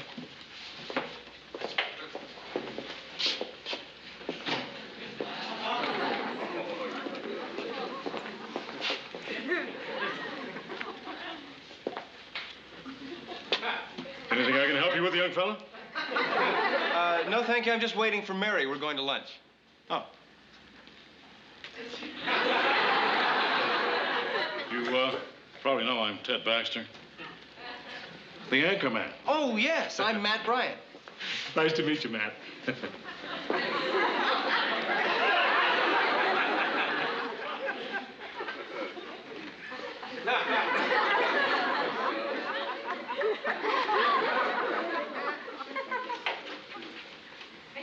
You're Matt Bryan? Yes. The architect? Well, yes. They were right. About what? You're in incredible shape. How do you do it? I don't understand. What month were you born in? September. Oh, that explains it. I'm 8 months older than you are. Shall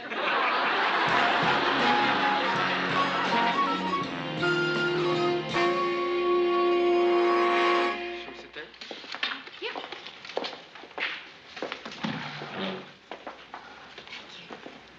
Hi, Mary. Can I give you your check now? Before we order? Well, I was just going on my coffee break, and, but you don't need a menu, do you? Menu? No. The whole thing is indelibly etched in my brain. Oh, good.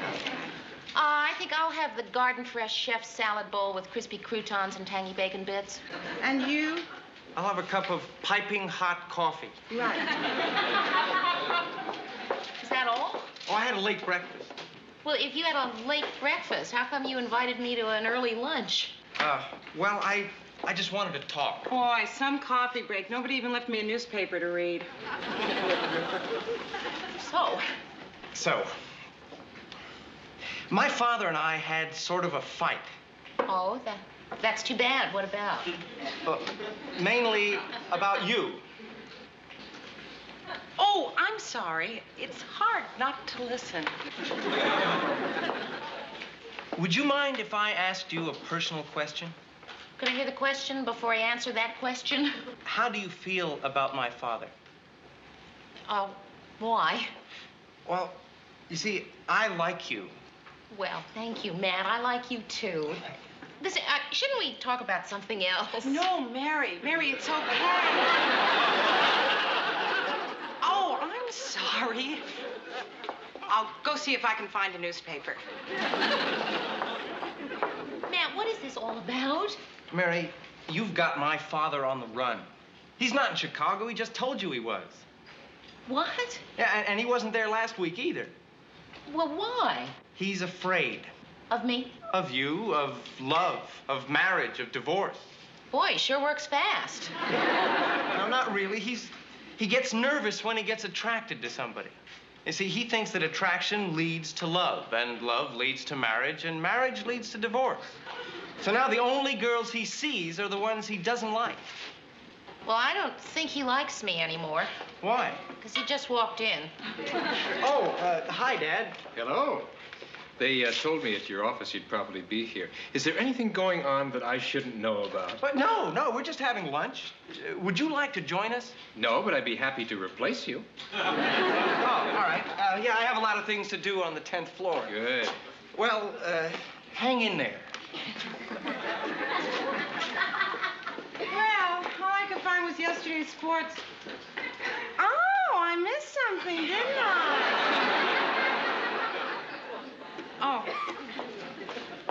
So, how is Chicago? Oh, it's fine. No, I don't know how it was. I didn't go there. Mary, listen, I think I've got to be fair with you. You see, I've been doing a lot of thinking about us and about our relationship, and it's occurred to me, you see, that I'm very much attracted to you, and marry me. No. No? No, I had the garden fresh, the piping. Oh, right. I'm sorry. Matt, I can't marry you. You and I, we don't even know each other. Well, of course we know each other. We don't, do we? I'm just no good at this anymore. I've been running for so long. Well, I guess I stopped too quickly, didn't I? Yeah, I think you did. I think there has to be something in between Man of La Mancha and Will You Marry Me? Right. Well, now, look, why don't we start talking and get to know each other now? Yeah, I'd like that. Then will you marry me?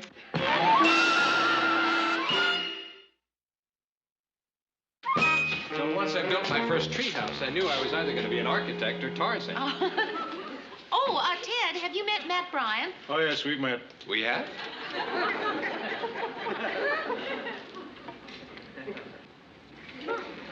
You're Matt Bryan? Yes. The architect? Yes. You just had lunch with Mary? Yes.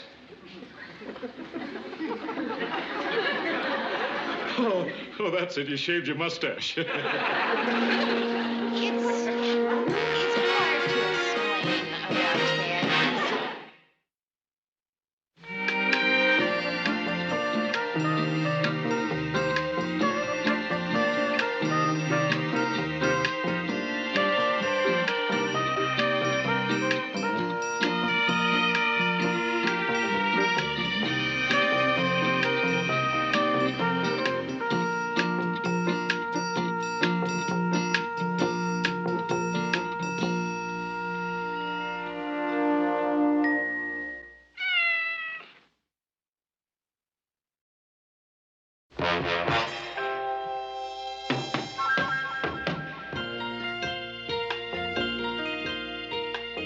Who can turn the world on with her smile?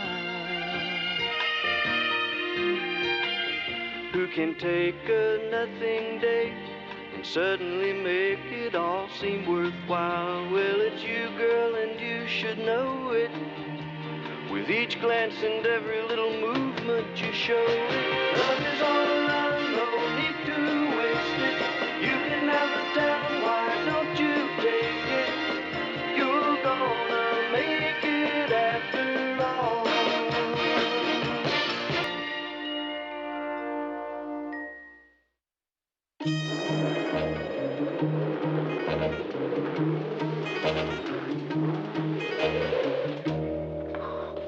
How about that snow? Yeah, quite a storm, isn't it? You know it. When did that food truck get here? I didn't have any breakfast. Oh, I thought you had Edie better trained than that. Oh, I do. But we had a fight, and she went off to the fat farm. The what? One of those places you go to lose weight. Only she gains. She says the exercise increases her appetite, but I think she does it on purpose. Would it be terribly rude if I asked what you're staring at?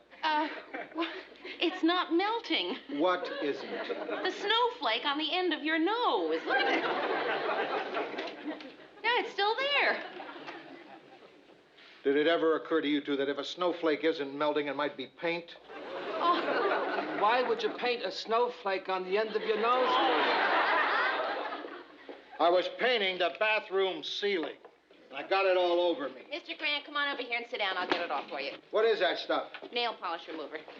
So, what did you and Edie fight about? Didn't you want to paint the bathroom? Well, painting the bathroom was a compromise. She wanted to redecorate the girls' rooms. You know, now that they're all married, make one into a study, one into a sewing room. Well, I can understand why she'd want to do that. Mary, I like those rooms just the way they are. And I can understand that, too. Here. What about when the girls come home to visit? Where are they going to sleep? How often do they come? So far? So far, they haven't. But they might. Oh, isn't that sweet? My father's sentimental like that, too. It's all gone. All clean. Good. I was about to pass out from the fumes. Good morning, all. Good morning, Ted. Hey, this place smells of something. Well, yes, it's something... No, don't tell me. I've got a great sense of smell. It's not pizza. So as long as Edie made such a big deal about redecorating, I figured I'd start by painting the bathroom. Oh, what else? That's it so far. Oh. It's not suntan oil. So, when will Edie be back from this reducing place? Oh, she was pretty mad. She ought to be gone for about 8 to 10 pounds.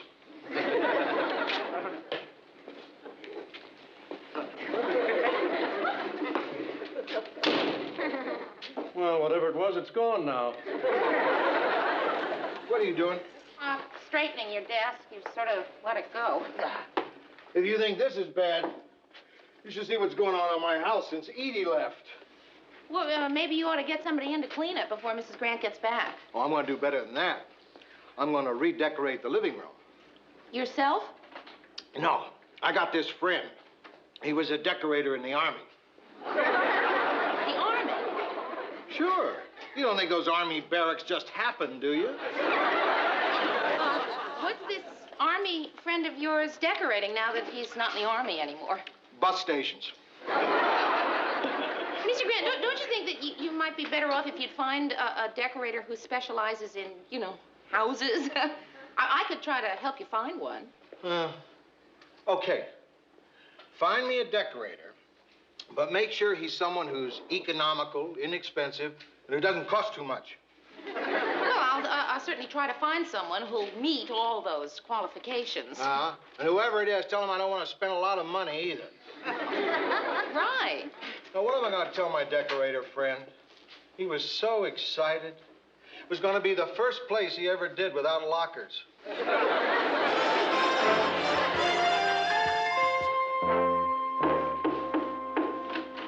Hi. Here's my telephone directory. Oh, great. Thank you. Where's yours? It's under my refrigerator. Can't you get it out? Yeah, but if I do, the refrigerator falls over.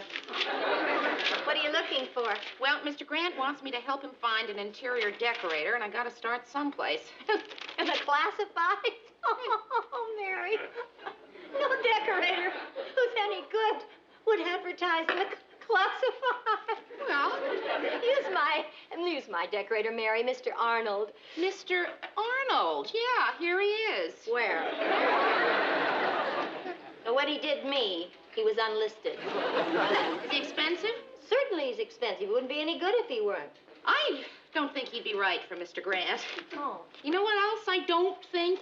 I don't really think he needs a professional decorator. Really, all he needs is a pleasant person with good taste to help him. Oh, I'd like to, Mary. I just don't have the time. Well, actually, I was thinking of Rhoda. Thought you said a pleasant person with good taste.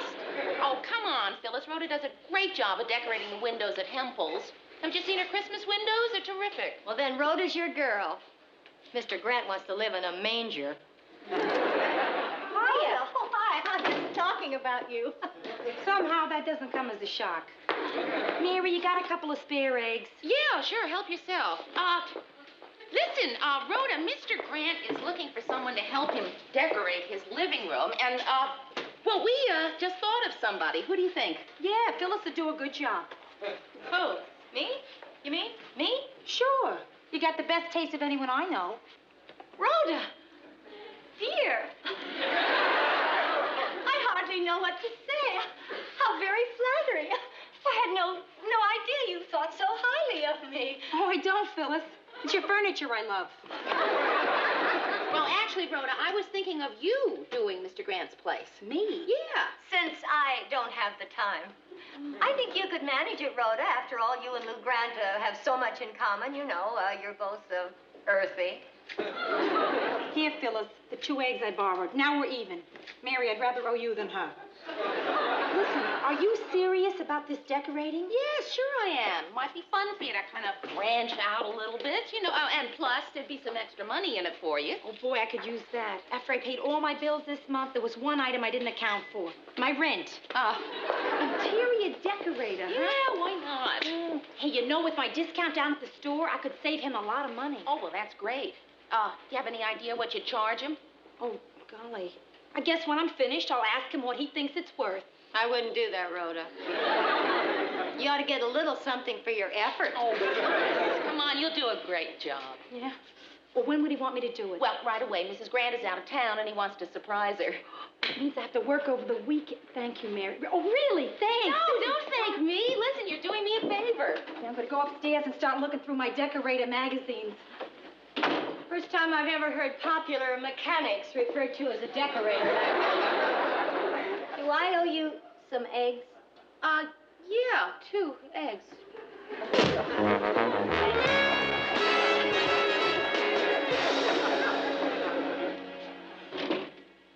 Hi. It's the last time I'll be a guest on that show. What show? Meet my pet. Ted, you don't have a pet. I know. I rented one. Crummy cat. Shed all over me. Should have gone for a couple of bucks more and rented a dog or something. Good morning. No. Any day that starts off with a leftover TV dinner for breakfast isn't a good morning. Bless you. Great. No, I'm allergic to him, too. Mr. Grant, I almost forgot. I've got good news for you. I think I found a decorator for you. You know my friend, Rhoda Morgenstern? She a professional decorator? Well, yeah, sort of. She's in charge of the whole window decorating department at Hempel's. Mary, you might not have noticed, but I don't live in a window. Mr. Grant, she's done rooms, too. Yeah, model rooms. Oh, yeah? Yeah. She's really very talented. She's got great taste. She's awfully good, Mr. Grant. I think you'd really be, pleased with her work, but I'm not going to stand here and try to talk you into it. She gets a big discount on furniture at the store.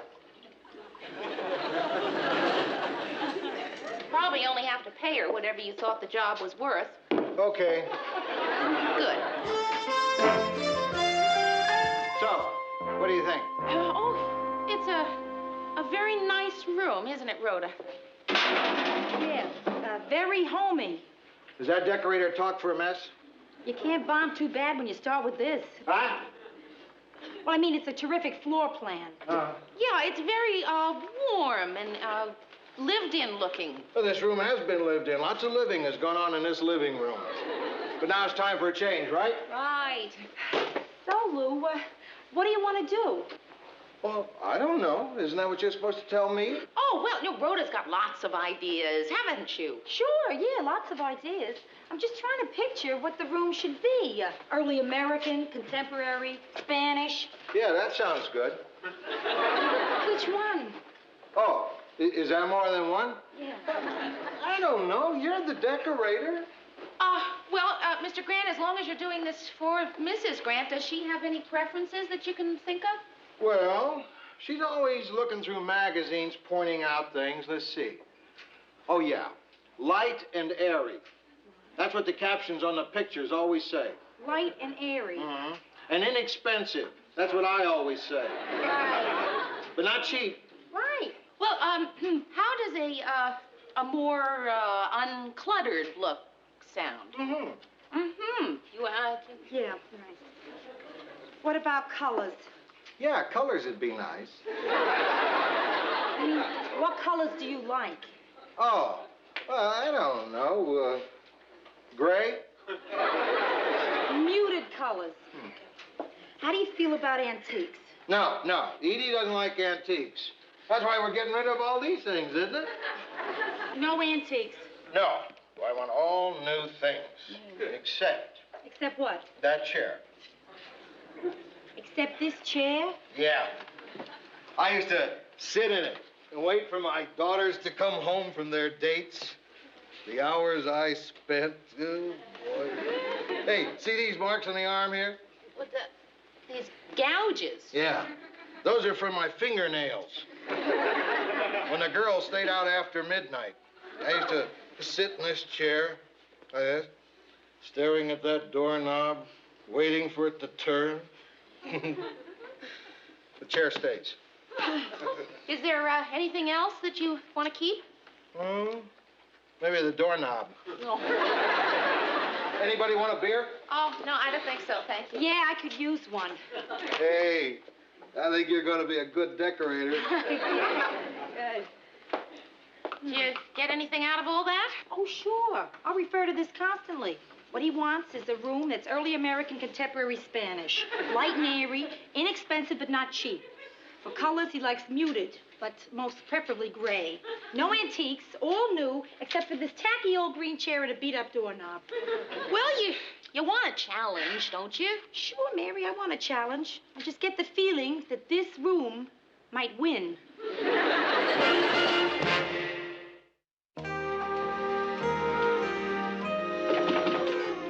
Who is it? Gordo! I'm so sorry to bother you again, Mary, but I'm in trouble here, and I need some advice. What is all this stuff? Oh, these are a bunch of samples. And those are back issues of House and Home magazine. I figured I'd use some of those rooms as a guide. Oh, yeah, great. Mary, I don't know what the correct psychological term is for what I'm going through, but I think it would be called scared. I got rid of all of Lou's furniture, and boy, is that room empty. Oh, hey, you sold it all. Great. Yeah, and it wasn't easy. I called every secondhand furniture store in that book. Finally, I got this guy named Barney to buy it. Gave me $175 for it. Well, that's not too bad. Yeah, then he charged me $100 to take it away.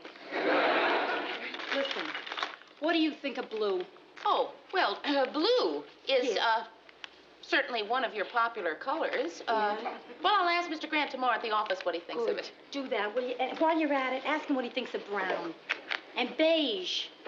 Well, now, wait, everybody likes beige. What's not to like about beige? I guess that's the reason why everybody likes it. It's too blah, huh? Rhoda, will you stop? You're making yourself crazy. I know, but this could be big for me. I mean, if I do good at Lou's, it could be a whole new career, not just a job, you know? Well, Rhoda, I wouldn't get too carried away if I were you. I mean, don't quit down at Hempel's or anything. So now you think I can't do it, right? No, of course I think you can do it. I just think you ought to take this thing one step at a time. Take what, one step at a time? Oh, hi, Phyllis. Well, Rhoda was just showing me some ideas that she has for Mr. Grant's place. Oh, let me see. Oh, please. Well, Oh, it'll be fun. Okay. Isn't this fun? Well, I've chosen this lamp. Oh. What do you think of it, Mary? Oh, well. No good, huh? Well, then there's this one. Huh? But this is good, too. And then I thought, no, Rhoda, no. This is better. This one. Now, this one I think is maybe the best. What? What? Nothing. It's just an involuntary shudder. A shudder, huh? Okay, that's it. Rhoda, no, come on. look, we want to help, don't we, Phyllis? Certainly we do. No. Oh, look, girls, I'm sorry. It's best that I do this on my own. If the two of you help me and it turns out terrific, I won't know who's good, you or me. Oh, Rhoda. No, Mary, it's true. Listen, it's best that I do this myself. Then if I bomb out, which I probably will, at least I'll have the satisfaction of knowing that I bombed out on my own. Yeah. Well, I think we helped her, don't you?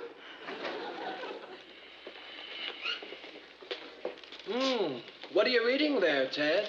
Classic comic? Of course not. Happens to be a brochure from the famous announcers school.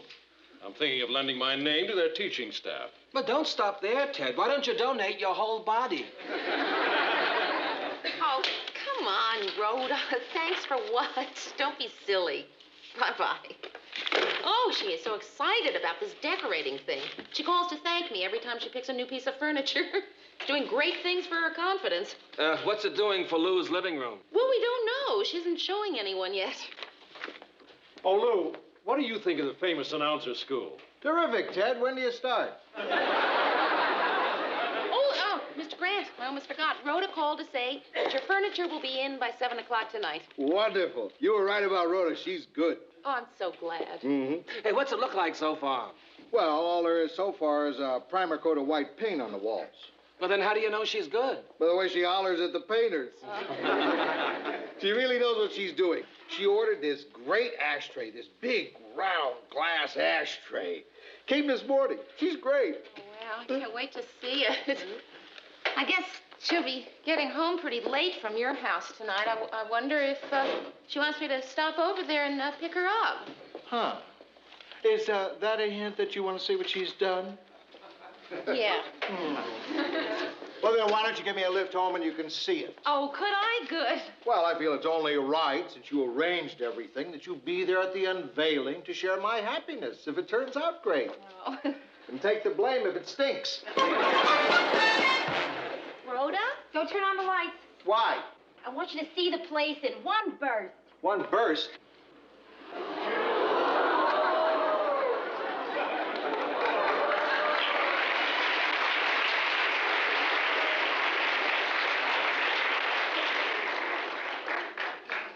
Oh. I love it. What? What? I love it. I love it. I really love this room. Oh, Mr. Grant, I am so glad. Be honest with me. Do you really love it? Mary, would I say I love it if I didn't love it? No, he must really love it. I do. I really do. You really do? Really? I really love it. I love it. I love it so much, I want you to go upstairs. Huh? To the master bedroom to see what ideas you can come up with. Oh, wow. Really? I'm going to go. I'm going to go right now. I love it. I believe you. I hate it.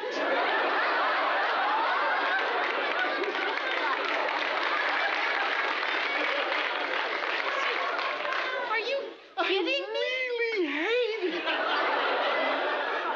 Would I say I hate it if I didn't hate it? I really hate it. Well, why are you smiling? I'm not smiling, I'm squinting. The glare from all this white stuff is blinding me. What is all this? Please tell me. Well, Mr. Grant, all white is a very clean look. I'll say it's clean. I feel I have to scrub up to sit on that couch. Mary, this is supposed to be a living room.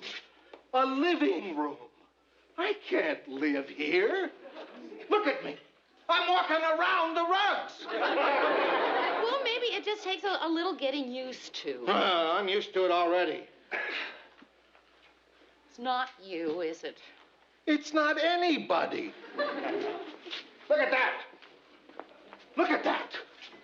I'll bet she went through 4 other paintings before she chose that one. is that? The price? If it isn't, it should be. Mary, we have a problem here. I'm going to have to tell her, huh? Well, I did get you into this, so I guess in a small sense, in a large sense, it is my fault. Lou! Hey, Lou! Listen to this. What do you think of a fur bedspread, then one whole wall of mirrors to give it a spacious... What's the matter? Nothing. He doesn't love it anymore. Well, no, Rhoda, it's just that after having lived with it for a while now... 2 minutes? Well, the thing is, he is afraid that maybe Mrs. Grant won't love it as much as he loves it. Yeah. I, just spoke to Mrs. Grant on the phone, and she didn't care for it too much. I tried to talk her into it, but you know how she is. Lot like you, huh? Yeah. Well, fortunately, it's not paid for yet. Oh. So, what would you like to keep? Well, I like, the green chair. And I also like, that ashtray. Yeah. I love this big glass ashtray. He does. He told us about this ashtray at the office. It's not an ashtray. What? The legs for it didn't come yet. It's a glass occasional table. That's what it is. Oh. Well, just the green chair then. Right. Listen, Lou, I'll have all this stuff picked up first thing tomorrow. Right now, I better get over to Barney's and try and buy back your furniture. I hope he hasn't sold it all. Sold it? Let's hope he hasn't burned it. She's just kidding, Mr. Grant. Great kidder. Hey, it really is a beautiful room. Yeah, I know. I do. There's only one thing that doesn't belong in here.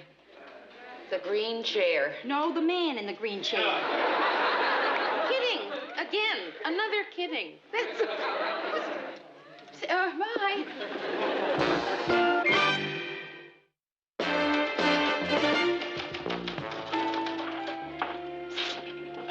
Is Mr. Grant in yet? No. Hey, Rhoda.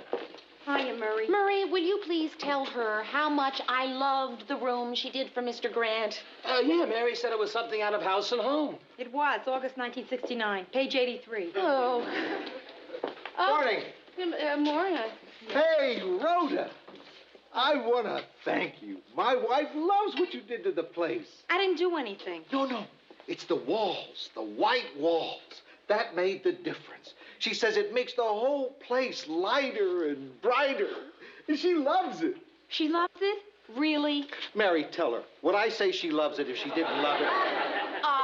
No, she must really love it. Oh, that's good. That's really good. Oh, then there's the little matter of your fee. Oh, Lou, thank you so much. This is really gonna...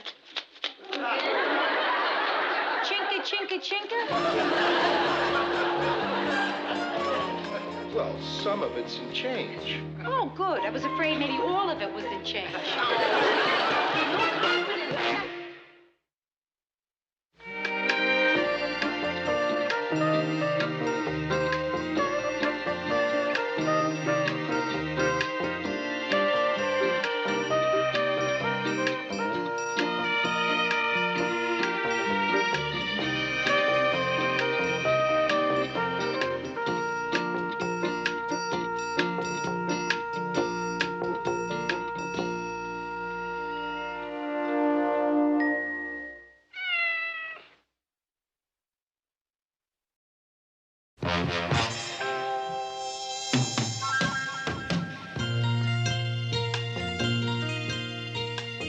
Who can turn the world on with her smile? Who can take a nothing day and suddenly make it all seem worthwhile? Well, it's you, girl, and you should know it. With each glance and every little movement you show it. Love is all around, no need to waste.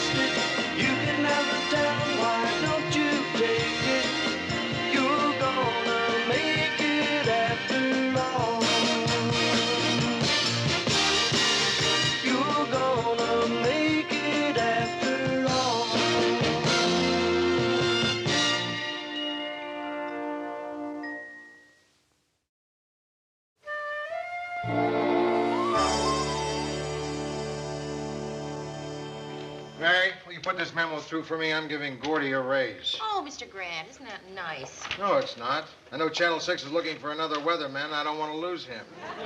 Anything for me? Yeah. A couple of cards, as a matter of fact. What's the occasion? Anything else? No, that's it. Look like birthday cards to me. Oh, Murray, I bet you're right. Well, it's certainly easy enough to check. All right, everybody who wants a chuckle, gather around. Just gather around. Murray, for as long as I've known you, you've made a habit of putting me down. You enjoy making a fool of me, don't you? Look at it this way, Ted. Someone has to do it. I'd like to see you try something now. Go ahead. Just start something. Well, okay, Ted.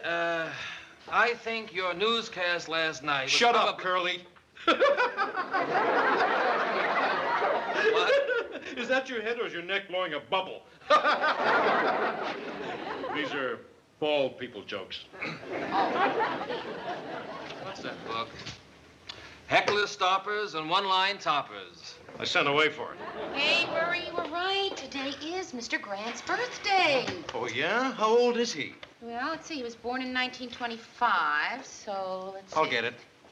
Let's see. It's. I said I'll get it, Mary. Well, I can't get it if you're going to stare at me. 48. That's what I had. Now, why do you suppose he didn't want us to know that this is his birthday? He sure was secretive. Oh, Murray, I just thought of something. This is his first birthday since You're right. Since what? he separated from Mrs. Grant. I mean, they were together all those years. Oh, this has to be a really depressing time for him. No, I think you're right, Mary. And Lou isn't the kind that wants people feeling sorry for him. Oh, I know, and I just feel so sorry for him. Hey, maybe I should go in and tell him some of these jokes you do for old people. Let's see. You're so old that your wrinkles have wrinkles. These are old people jokes. Yeah, and I really don't think they're going to cheer Mr. Grant up. I got to go in there and talk to him about Gordy's raise anyway. Why is Gordy getting a raise? Well, because Mr. Grant doesn't want to take any chances of losing him to another station. Why aren't I getting a raise?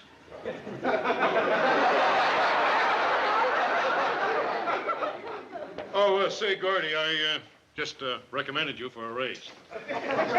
Thanks, Tim. There's no need to thank me. You deserve it. The weather's been very good lately.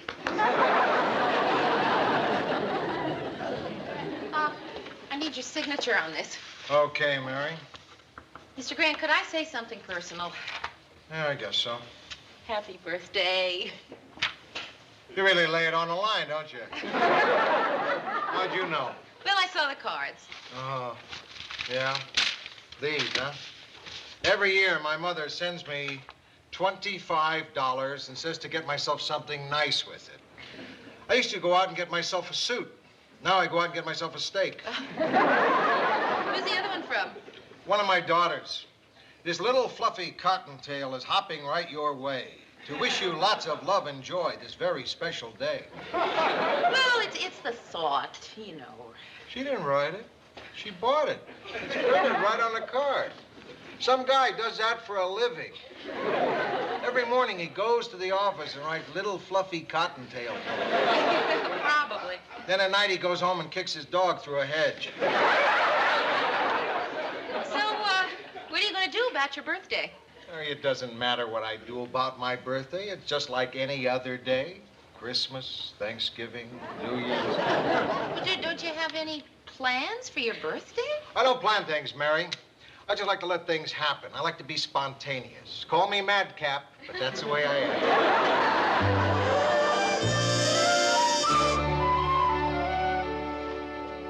Ready, Mayor? Oh, no, Rhoda, I can't go to lunch today. There's just too much to arrange for Mr. Grant's surprise party. Anybody going to lunch? No, but why don't you go, Mr. Grant? Where's Murray? Oh, he went to lunch already.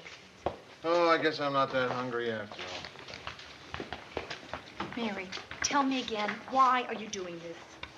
Because he's lonely, Rhoda. I mean, I'm sure that's why he didn't want us to know that today is his birthday. So everybody wouldn't get sentimental and make a fuss and embarrass him. Exactly. So you're going to get sentimental and make a fuss and embarrass him. Yes. No, I don't think I'm going to. Rhoda, I just can't stand the thought of him celebrating his little birthday all alone. So, you going to help me? Sure, I'll help you. Will you stop off stop on your way home from work. Get some, let's see, club soda. I Right. got down there. Yeah, and ginger What is ale. this? Oh, a large cake. Oh, yeah. About a gallon of ice cream. And I'll just have coffee. Lou, can I get you anything from down? Lunch? Say, Rose, since Mary has to stay here, you want to go out for lunch? Okay, why not? There you are, Lou. I caught you. Hi, Sue Ann.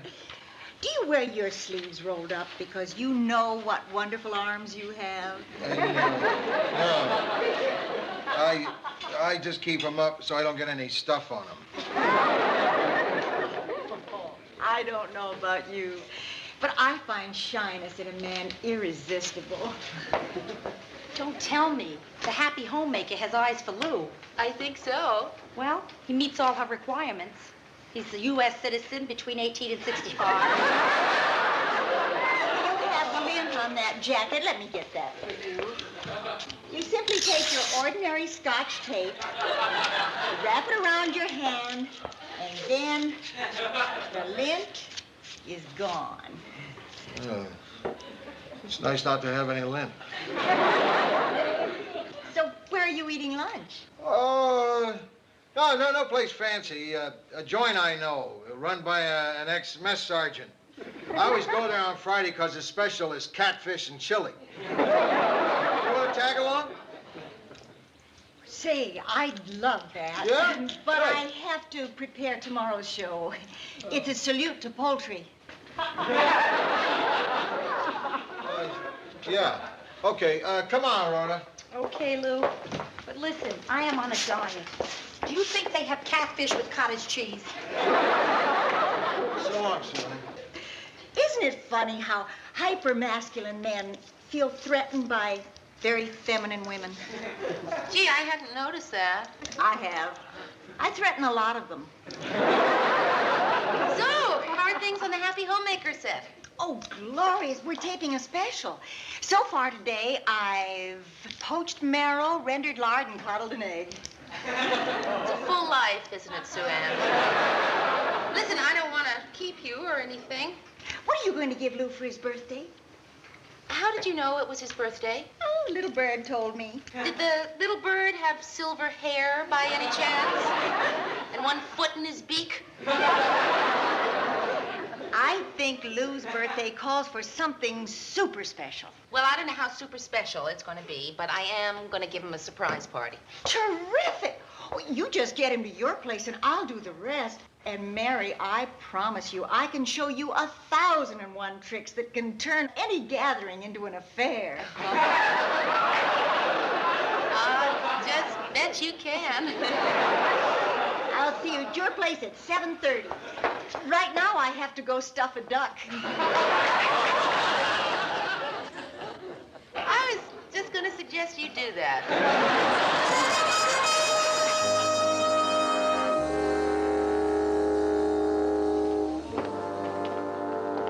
Mr. Grant. What is it, Mary? Just wanted to remind you about dropping by tonight.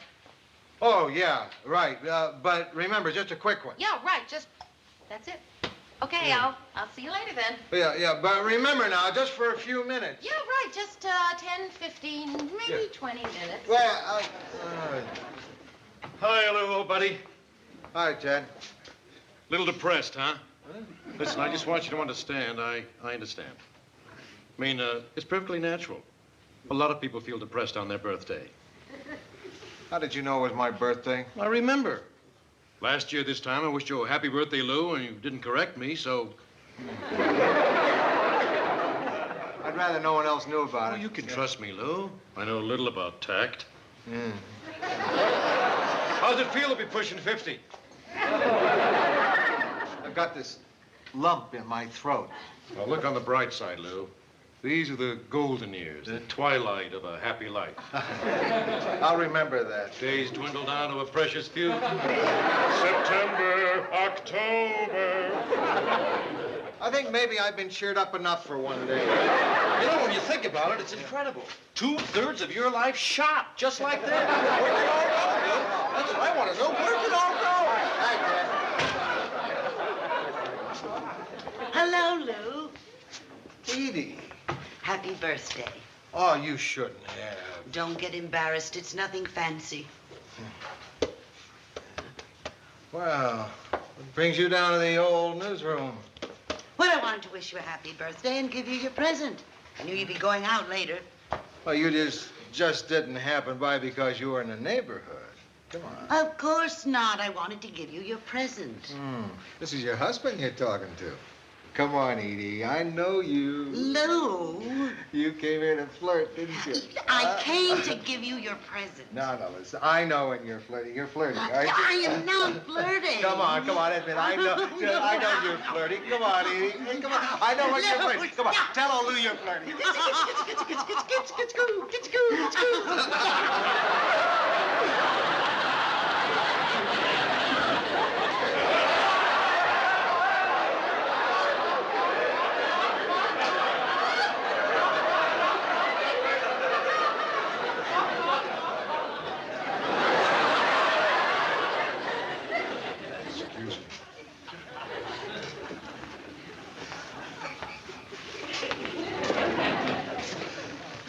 If I ever catch you talking about me going kitschy-kitschy-coo. Did you go kitschy-kitschy-coo? I didn't see you do that. Why did you go kitschy-kitschy-coo? All right, Gordy, all right, drop it. Lou, it's kind of a hard subject to drop. You know, it's not every day that a guy's boss walks over to him and says, I don't want you to say anything about me going kitschy-kitschy-coo. Good night, Gordy. Good night, Lou. Good night, Edie. Lou, I know what you mean. I won't say anything to anybody about you going kitschy-kitschy-coo. All right. Can I tell them that you said kitschy?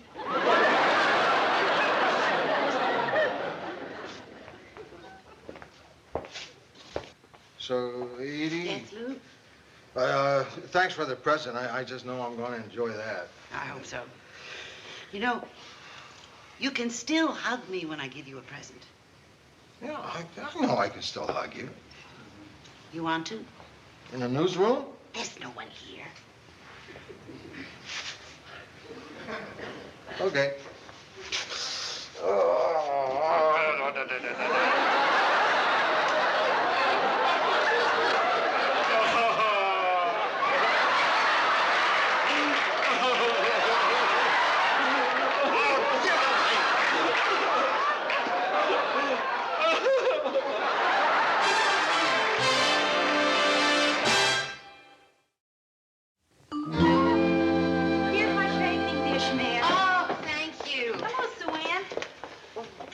We plan to do about the tarnish. We figured we'd dim the lights.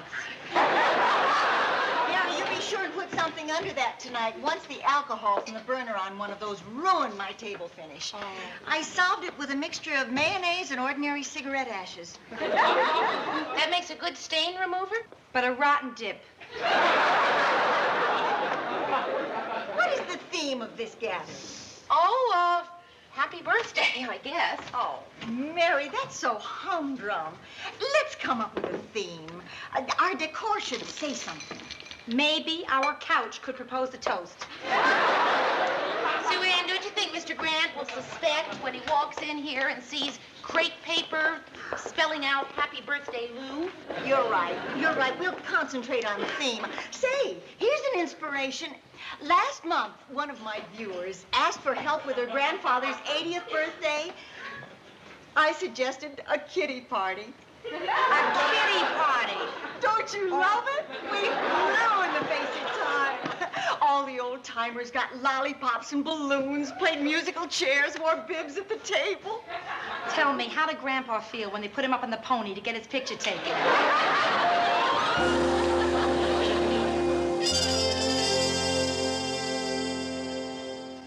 Well? Oh, here, let me freshen that for you, Mr. Grant. We agreed. I told you I was just going to have one drink and then I'd be going. Well, yeah, but you didn't tell me you were coming 10 minutes early. What's that got to do with it? Well, I didn't give the scotch a chance to breathe. Mary, I want to thank you. Oh, no, it was just... No, not for the drink. We're not having a party for me in the office today. I know there was talk about getting me a cake and champagne, and, well, I just want to thank you for heading it off. Oh, Mr. Grant, don't go. You wished me many happy returns. I said thank you. What else is there? Well, come on, sit down. It's Friday night. I'm alone. You're alone. Hey, I really want to be alone. Mary, are you going to have a party for me? No. Why do you ask? Because I hate parties and I hate being surprised. So, of course, you can imagine how I feel about surprise parties. You hate them. You got it. It's funny how the bell should ring just as we're talking about surprise parties. Yeah, isn't it? Not now. Who is it? It's Gordy, who's come from the office to bring me some work. Hi, Gordy. Lou? What kind of work? Oh, you know, work. From the newsroom. I know where you work. I'm your boss. I want to know what kind of work.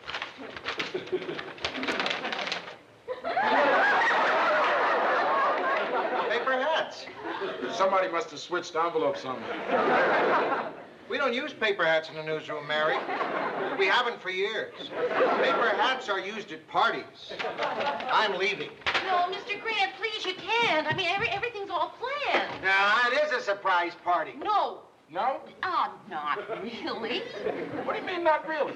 Oh, come on, Mary, the surprise is over. This was a rotten trick, Gordy. Now, what are you telling me for? How could you do this, Gordy? I didn't. This was a lousy thing to do. I'm leaving. Oh, Mr. Grant, please. Ah, let him go. Who wants him? Fine. We're all agreed. I gotta get out of here.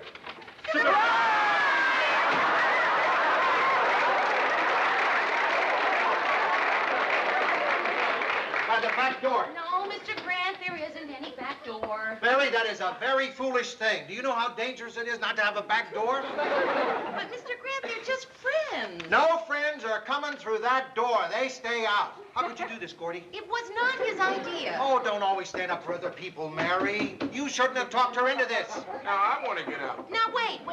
Listen, I'll tell you what. We'll just let Murray in. You like Murray, don't you, Mr. Grant? I like Murray. Okay, then. We'll just let Murray in. That's all. Mary, you open that door and they're all going to come in here. They won't, Mr. Grant, I promise you. Just Murray. Happy birthday to you!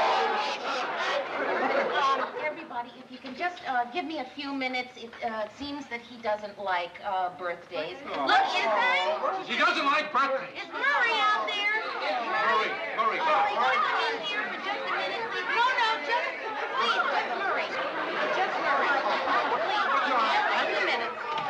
So you don't like surprise parties? Is that any reason to keep me stuck out in the hall? That's no reason at all, Lou. Here's your present. Happy birthday. There. You see, Mr. Grant, that wasn't so bad, was it? So what do you say now we bring Rhoda in? You like Rhoda.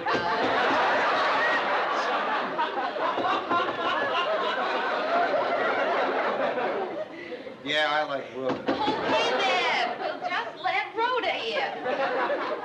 Happy birthday! Please, if you'll just bear with me for a few minutes, everything is coming along just fine. Look, you want to clear a space on the stairway so that the people First space. and go up the stairway. Rhoda, could you come in for just a minute? All this time? How come we can't go in there, Mary? What are those down here?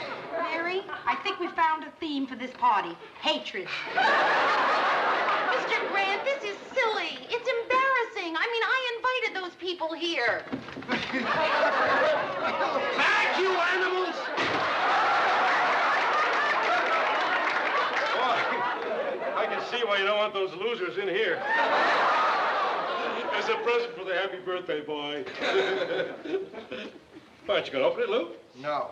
Oh, come on, open it, Lou. I picked it out myself. Please. All right. What is it, Lou? $30. It's $5 more than your mother gave you.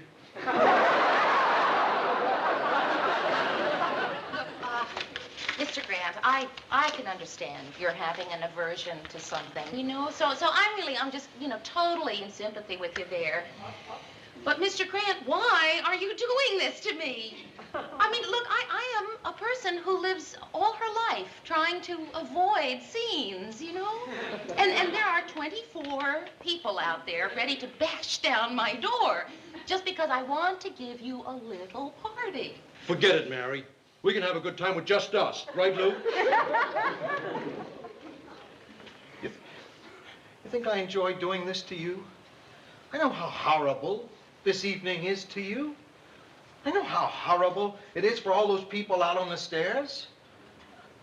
But I can't stand it, Mary. I really can't. You can't stand what? Any demonstration of affection.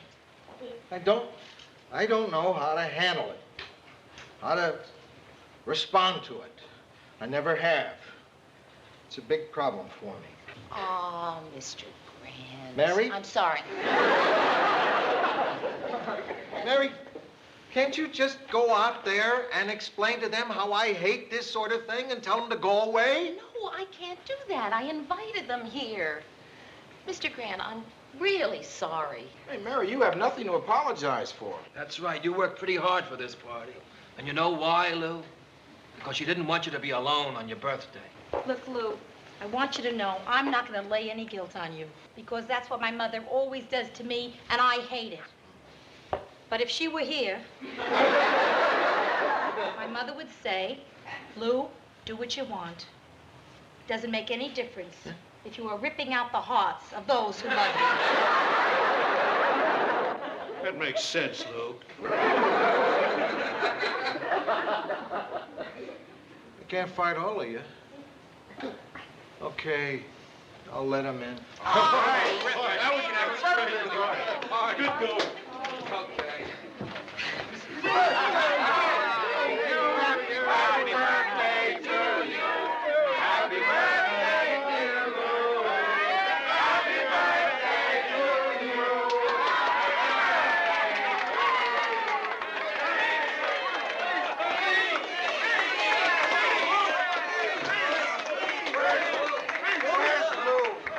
Where's Lou? Lou? Well, he did say he could only stay a few minutes.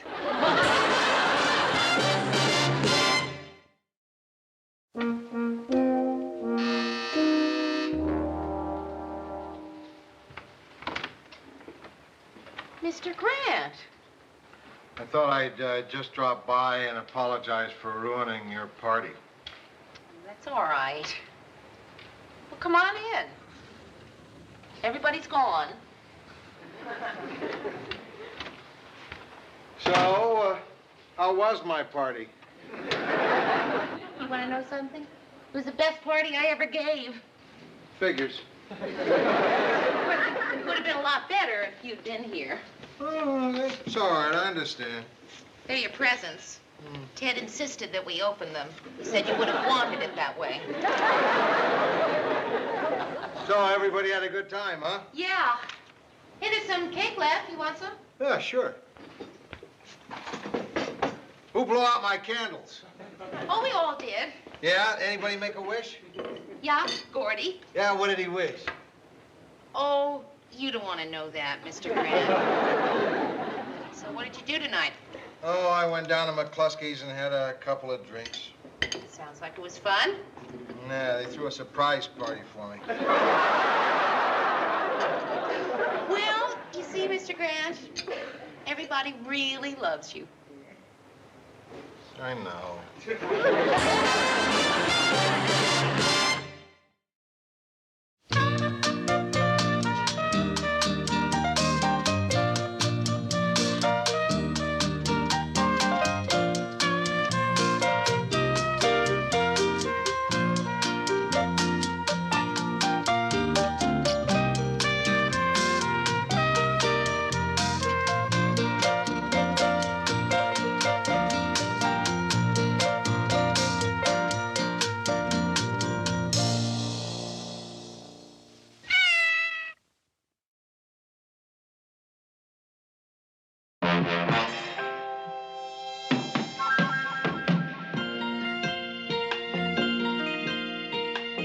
Who can turn the world on with her smile? who can take a nothing day and suddenly make it all seem worthwhile. Well, it's you, girl, and you should know it. With each glance and every little movement you show it. Love is all around, no need to waste it. You can have the town, why don't you take it? You're gonna make it after all.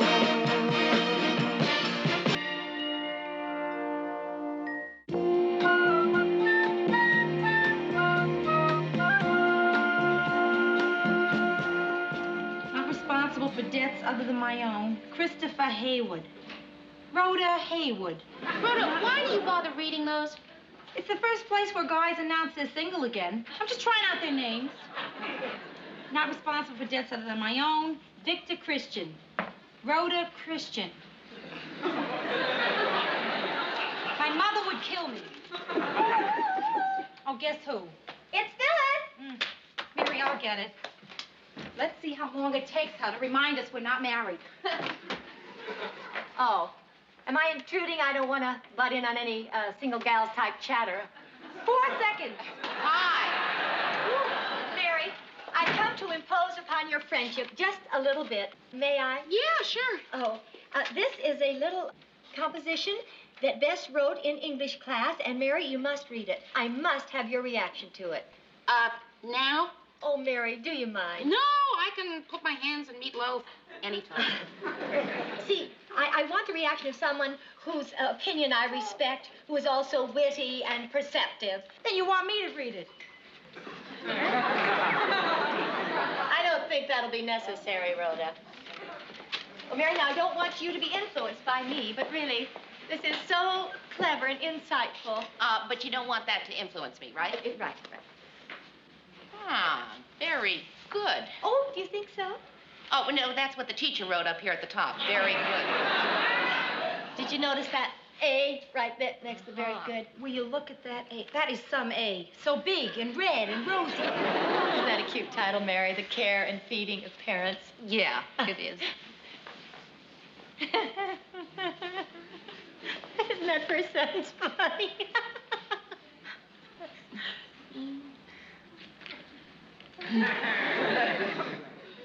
Phyllis, it's really difficult to read when someone is watching your eyes go back and forth. Sorry.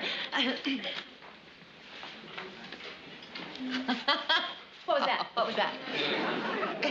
Oh, well, it really is terrific. Bess certainly does have a flair. Oh, Mary, do you really think so? Yeah. I do so hate imposing on you. Oh, Phyllis, you weren't imposing. Well, I see, the imposing hasn't begun. Oh? You see, don't you think this would make an excellent article for one of those teenage-type magazines? Why don't you send it in to one of them? Well, Mary, that's what I... Mary, you know the Snyder Publishing Company, don't you? Yeah, I should. They own the building I work in. Oh, do they? That's why it's called the Snyder Building, Phyllis. Oh, well, then you know how they publish all kinds of books and magazines for children. And I thought in particular Teen Topics. Mm-hmm. I thought that this might make a perfect article for them. You aren't by any chance going to suggest that I take the composition into Snyder Publishing, are you? Well, I just thought they wouldn't leave it lying around unread if you brought it to them. After all, you're a TV associate producer. Yeah, but Phyllis, I don't know anyone at Snyder Publishing. Well, surely somebody in your office knows somebody down there to give them this. Not that I know of. Only Mr. Grant. I think he knows Mr. Snyder, but that's... Well, then, Mary. Oh, no. Oh, Phyllis, I am not going to ask my boss to take the homework assignment of a little girl, a very nice little girl, You're right. You're right. I am imposing. I had just thought that... Oh. It's so hard to explain to people who haven't reproduced.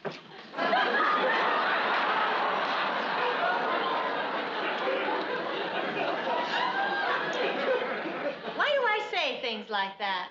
No one knows.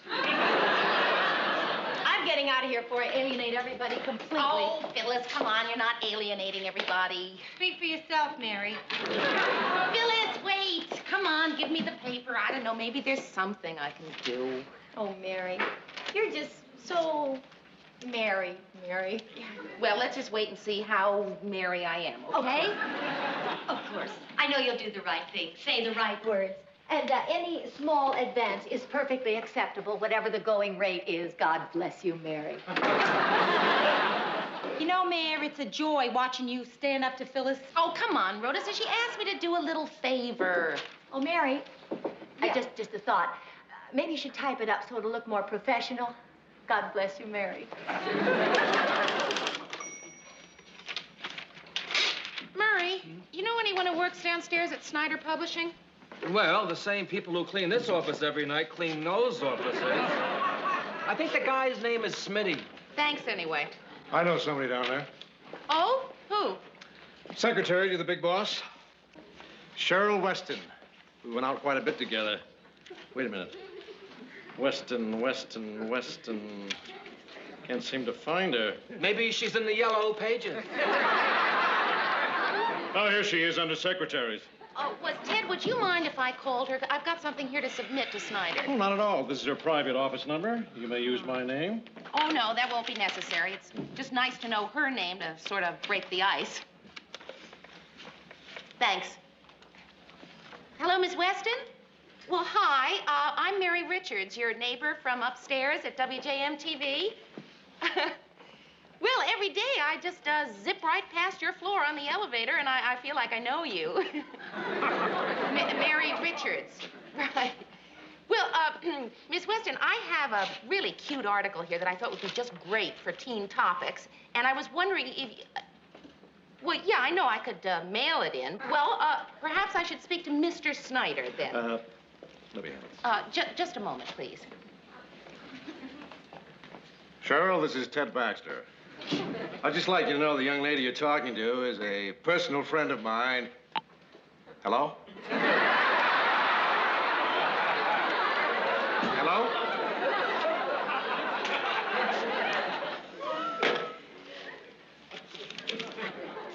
Oh. I should have read this note beside her name. What's it say, Ted? Never mind. Sorry, Mayor. Murray, you think I could get Mr. Grant to read this? I mean, he might just like it and say to himself, hey, I think I'll toddle on down to see my pal Hank Snyder with this. Well, I don't know. It's going to be tough to get him to read it. And tougher to get him to toddle. Morning. Anything vital for me to read today? Thank you. Worked out rather nicely, didn't it? Once in a while, things just fall right into your lap.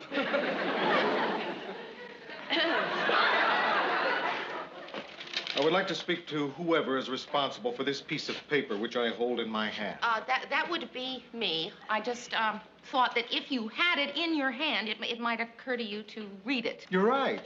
I did read it. Now, what do I do with it? Well, how did you like it, by the way? You didn't write this, did you? No, I just typed it up. Good, it stinks. Mr. Grant, it was written by a 12-year-old girl. Oh, in that case, it's excellent. Oh, do you really think so? It's Phyllis's daughter's English composition. And you want me to put her on the news staff? You figure she'd write well for Ted? No, Mr. Grant, I just thought that if you liked it, it just might pop into your head to take it down to your friend Hank Snyder down at Snyder Public.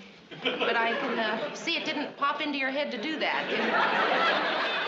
As I recall, this is 2 paragraphs. Wouldn't that make a rather brief magazine article? Well, funny. It didn't look so brief in longhand. Mary, Hank Snyder owes me a favor. Well, perfect. Not perfect. 5 years ago, I started working on a novel. You did? Mm-hmm. Right now, it's about this thick. When it's this thick, I'm going to barge into Hank's office, big as life, and say, this is it, Hank. Publish it.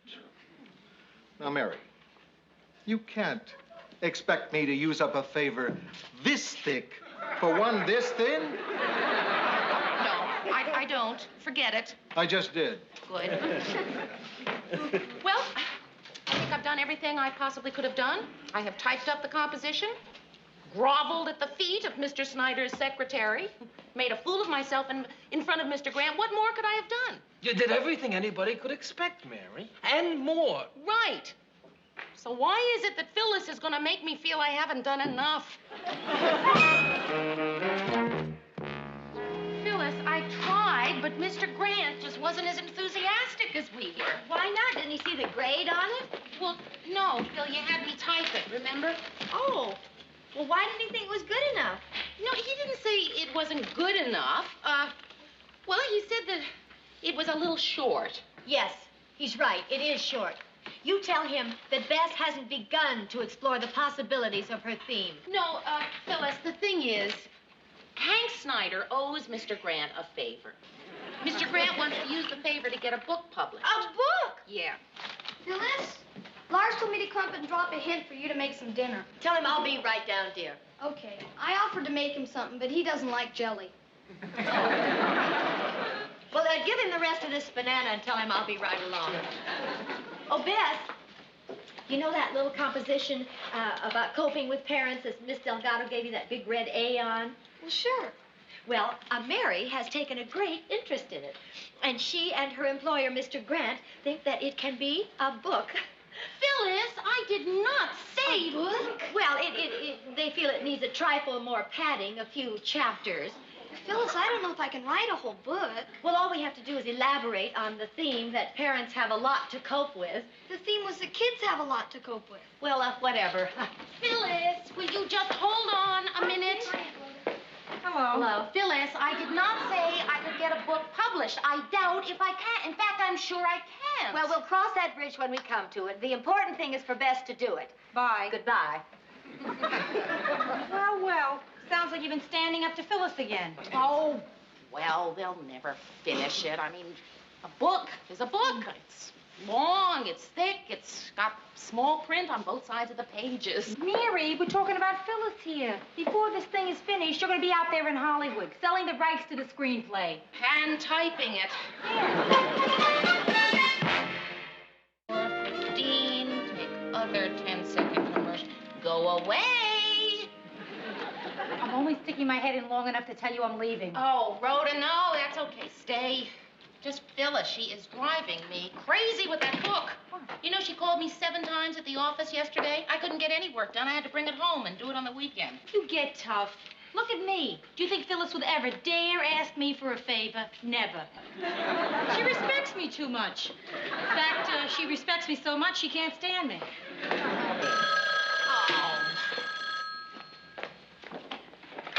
Hello. Oh, hiya, Bess. Well, honey, I tell you, okay, just one sentence then. Well, that's kind of cute, yeah. Well, it's clear to me. Well, no, I'm sorry, Bess, I can't come down, dear. Phyllis, will you get off the extension? I just told Bess, and I told you before, I cannot come down. I am busy. I'll talk to you later. Goodbye. There. I told her no. Now, don't you feel better? Not really. Poor Bess. She had a cute idea to begin with. I'll handle it. No. That doesn't. I want you to watch this for being firm. Hello. No, Phyllis, I cannot keep picking up this phone every 5 seconds. Will that do it? All right. I'll be right down. I want you to watch how firmly I am walking down to Phyllis's. Bess, are you thinking? Or are you staring at your fish? Both. I wish I could reach them so I could make them understand I'm keeping them in there for their own good. I'm not following you, dear. Well, I'd like to set them free, but if I put them in a lake or a river, the pollution would kill them. So they're better off here in relatively clean tap water. But they probably hate me because they think I'm keeping them prisoner. Fish don't hate, dear. Hi. Oh, Mary. Hi, Aunt Mary. What seems to be the problem? Well, everything was going just fine, and then we hit a little snag. Oh, how far'd you get? Oh, well, actually, we had a little disagreement over how the dedication should read. The dedication? You mean you finished already? Oh, no, we haven't gotten past the dedication. Mary, which sounds better to you? Now, I want you to be honest. I'm not going to tell you which one of us did which. To Charlie Brown, Snoopy, Linus, and especially Lucy. Or to dedicated parents everywhere. I think I like the one about Charlie Brown. Mary, could I speak to you, please? Phyllis, is it all right if I take a little break? A break? This isn't work, Bess. A break from fun? Bess? Sweetheart, aren't you enjoying writing this book? Oh, sure I am. It's fun. Really it is. I just felt I needed a little break while you two are talking. Oh, well, go ahead and take your little break, dear. While she's taking her little break, I'll just rough in the first few chapters. I know how her mind works. So, Mary, if there's nothing else, No, Phyllis. I shouldn't have barged in and interrupted the way I did. In summary, Councilman Carter has this to say. We must take action soon against the appealing wiretapping policies of government agencies. That's appalling. Oh, against the appalling wiretapping policies. Oh, I see. Then I disapprove. Then I better frown instead of smile.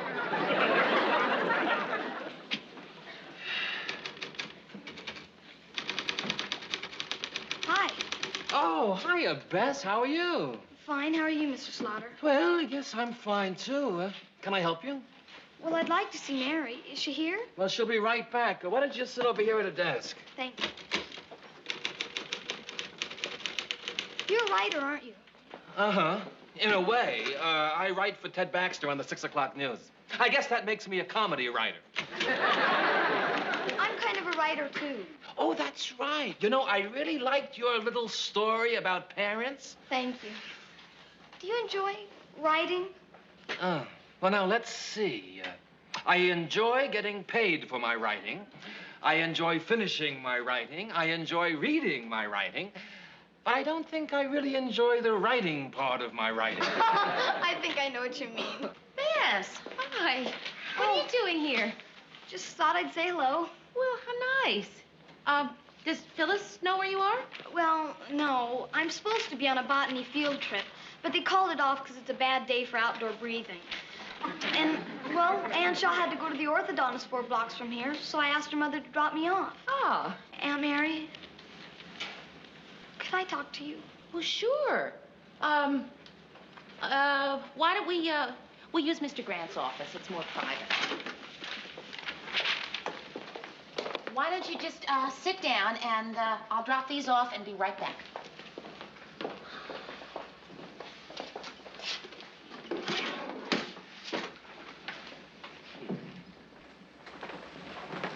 Hi.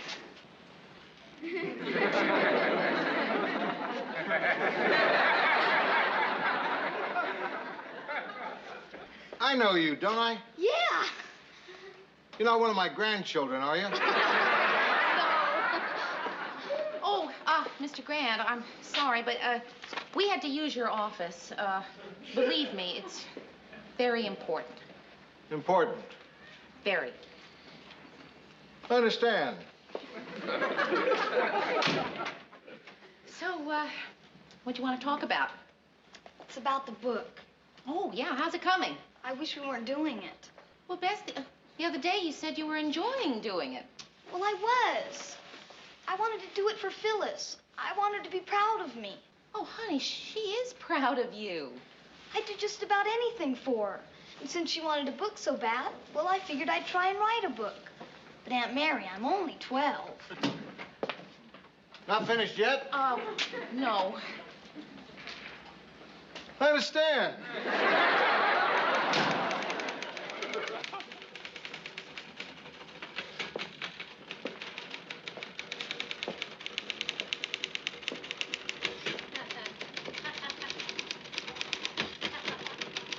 So, Mary, how's tricks? Fine, fine. Tricks are fine. Hi, Lou. Right on time. Lou Grant, this is Mr. Mitchell from Universal Mills. Mr. Mitchell. Well, they tell me you're going to try to convince me to sink half our television budget into your news program. That's right. Why don't we just go into your office, Lou? Well, Sam, unfortunately, it's occupied momentarily. Why don't we just sit down right here? Murray, can I have your chair? Sure, Lou. Well, Bess, I think we both know that the reason Phyllis is so involved in writing this book is because of you, because she loves you. I know. And I love her. And that's why I don't want to quit writing the book. Well, she's enjoying it so much. You know, for a person with Phyllis's intelligence and creativity, being just a plain housewife can get pretty humdrum. Yeah, but I think if you tell her that you don't want to write the book, she'll just bounce right into some other activity that won't be so hard on you. She is pretty resilient. Yeah. Well, will you tell her then?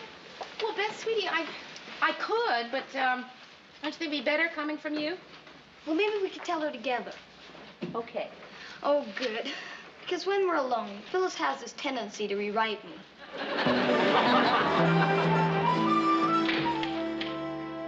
Bess, is that you, dear?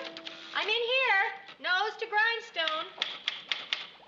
I wrote a whole chapter for you today, but see if this sounds like you. Phyllis, look who's here. Aunt Mary brought me home. Oh, Mary. Hi. Gosh, I sure could use a cookie. Excuse me. Mary, how nice. Come and sit down. Tell me all about the outside world.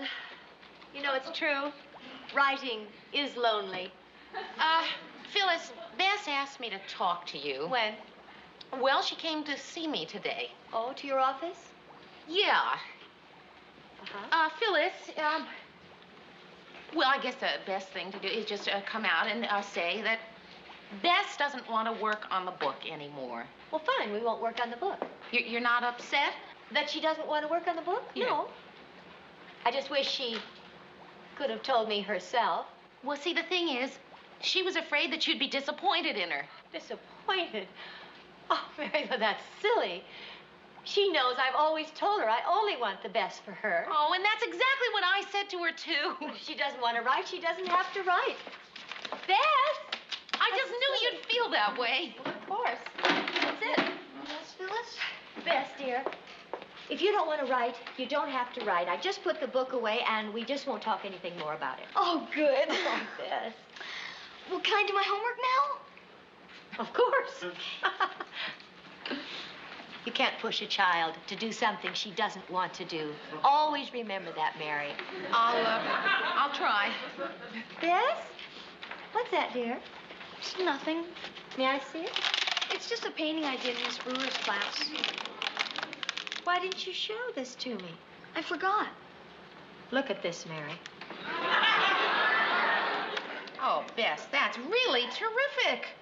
You know, I bought a poster last week that wasn't half as good as this. I mean, the colors, You know, Bess, if you wanted to, I bet you could even sell these things. I mean, if you really, wanted to, You see how hard it is. And you're not even her mother.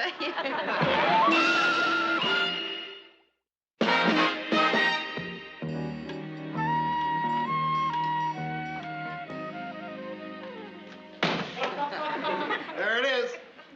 Certainly is. What is it? My book. And I want to thank you, Mary. I hadn't worked on it for a while, but you reminded me. So I went home this weekend and I finished it. Oh, hey, terrific. Edie read it last night. She was really caught up in it until she fell asleep. Listen, get Hank Snyder for me. I want to collect on that favor. Oh, sure. By the way, Mr. Grant, what was that favor, anyway?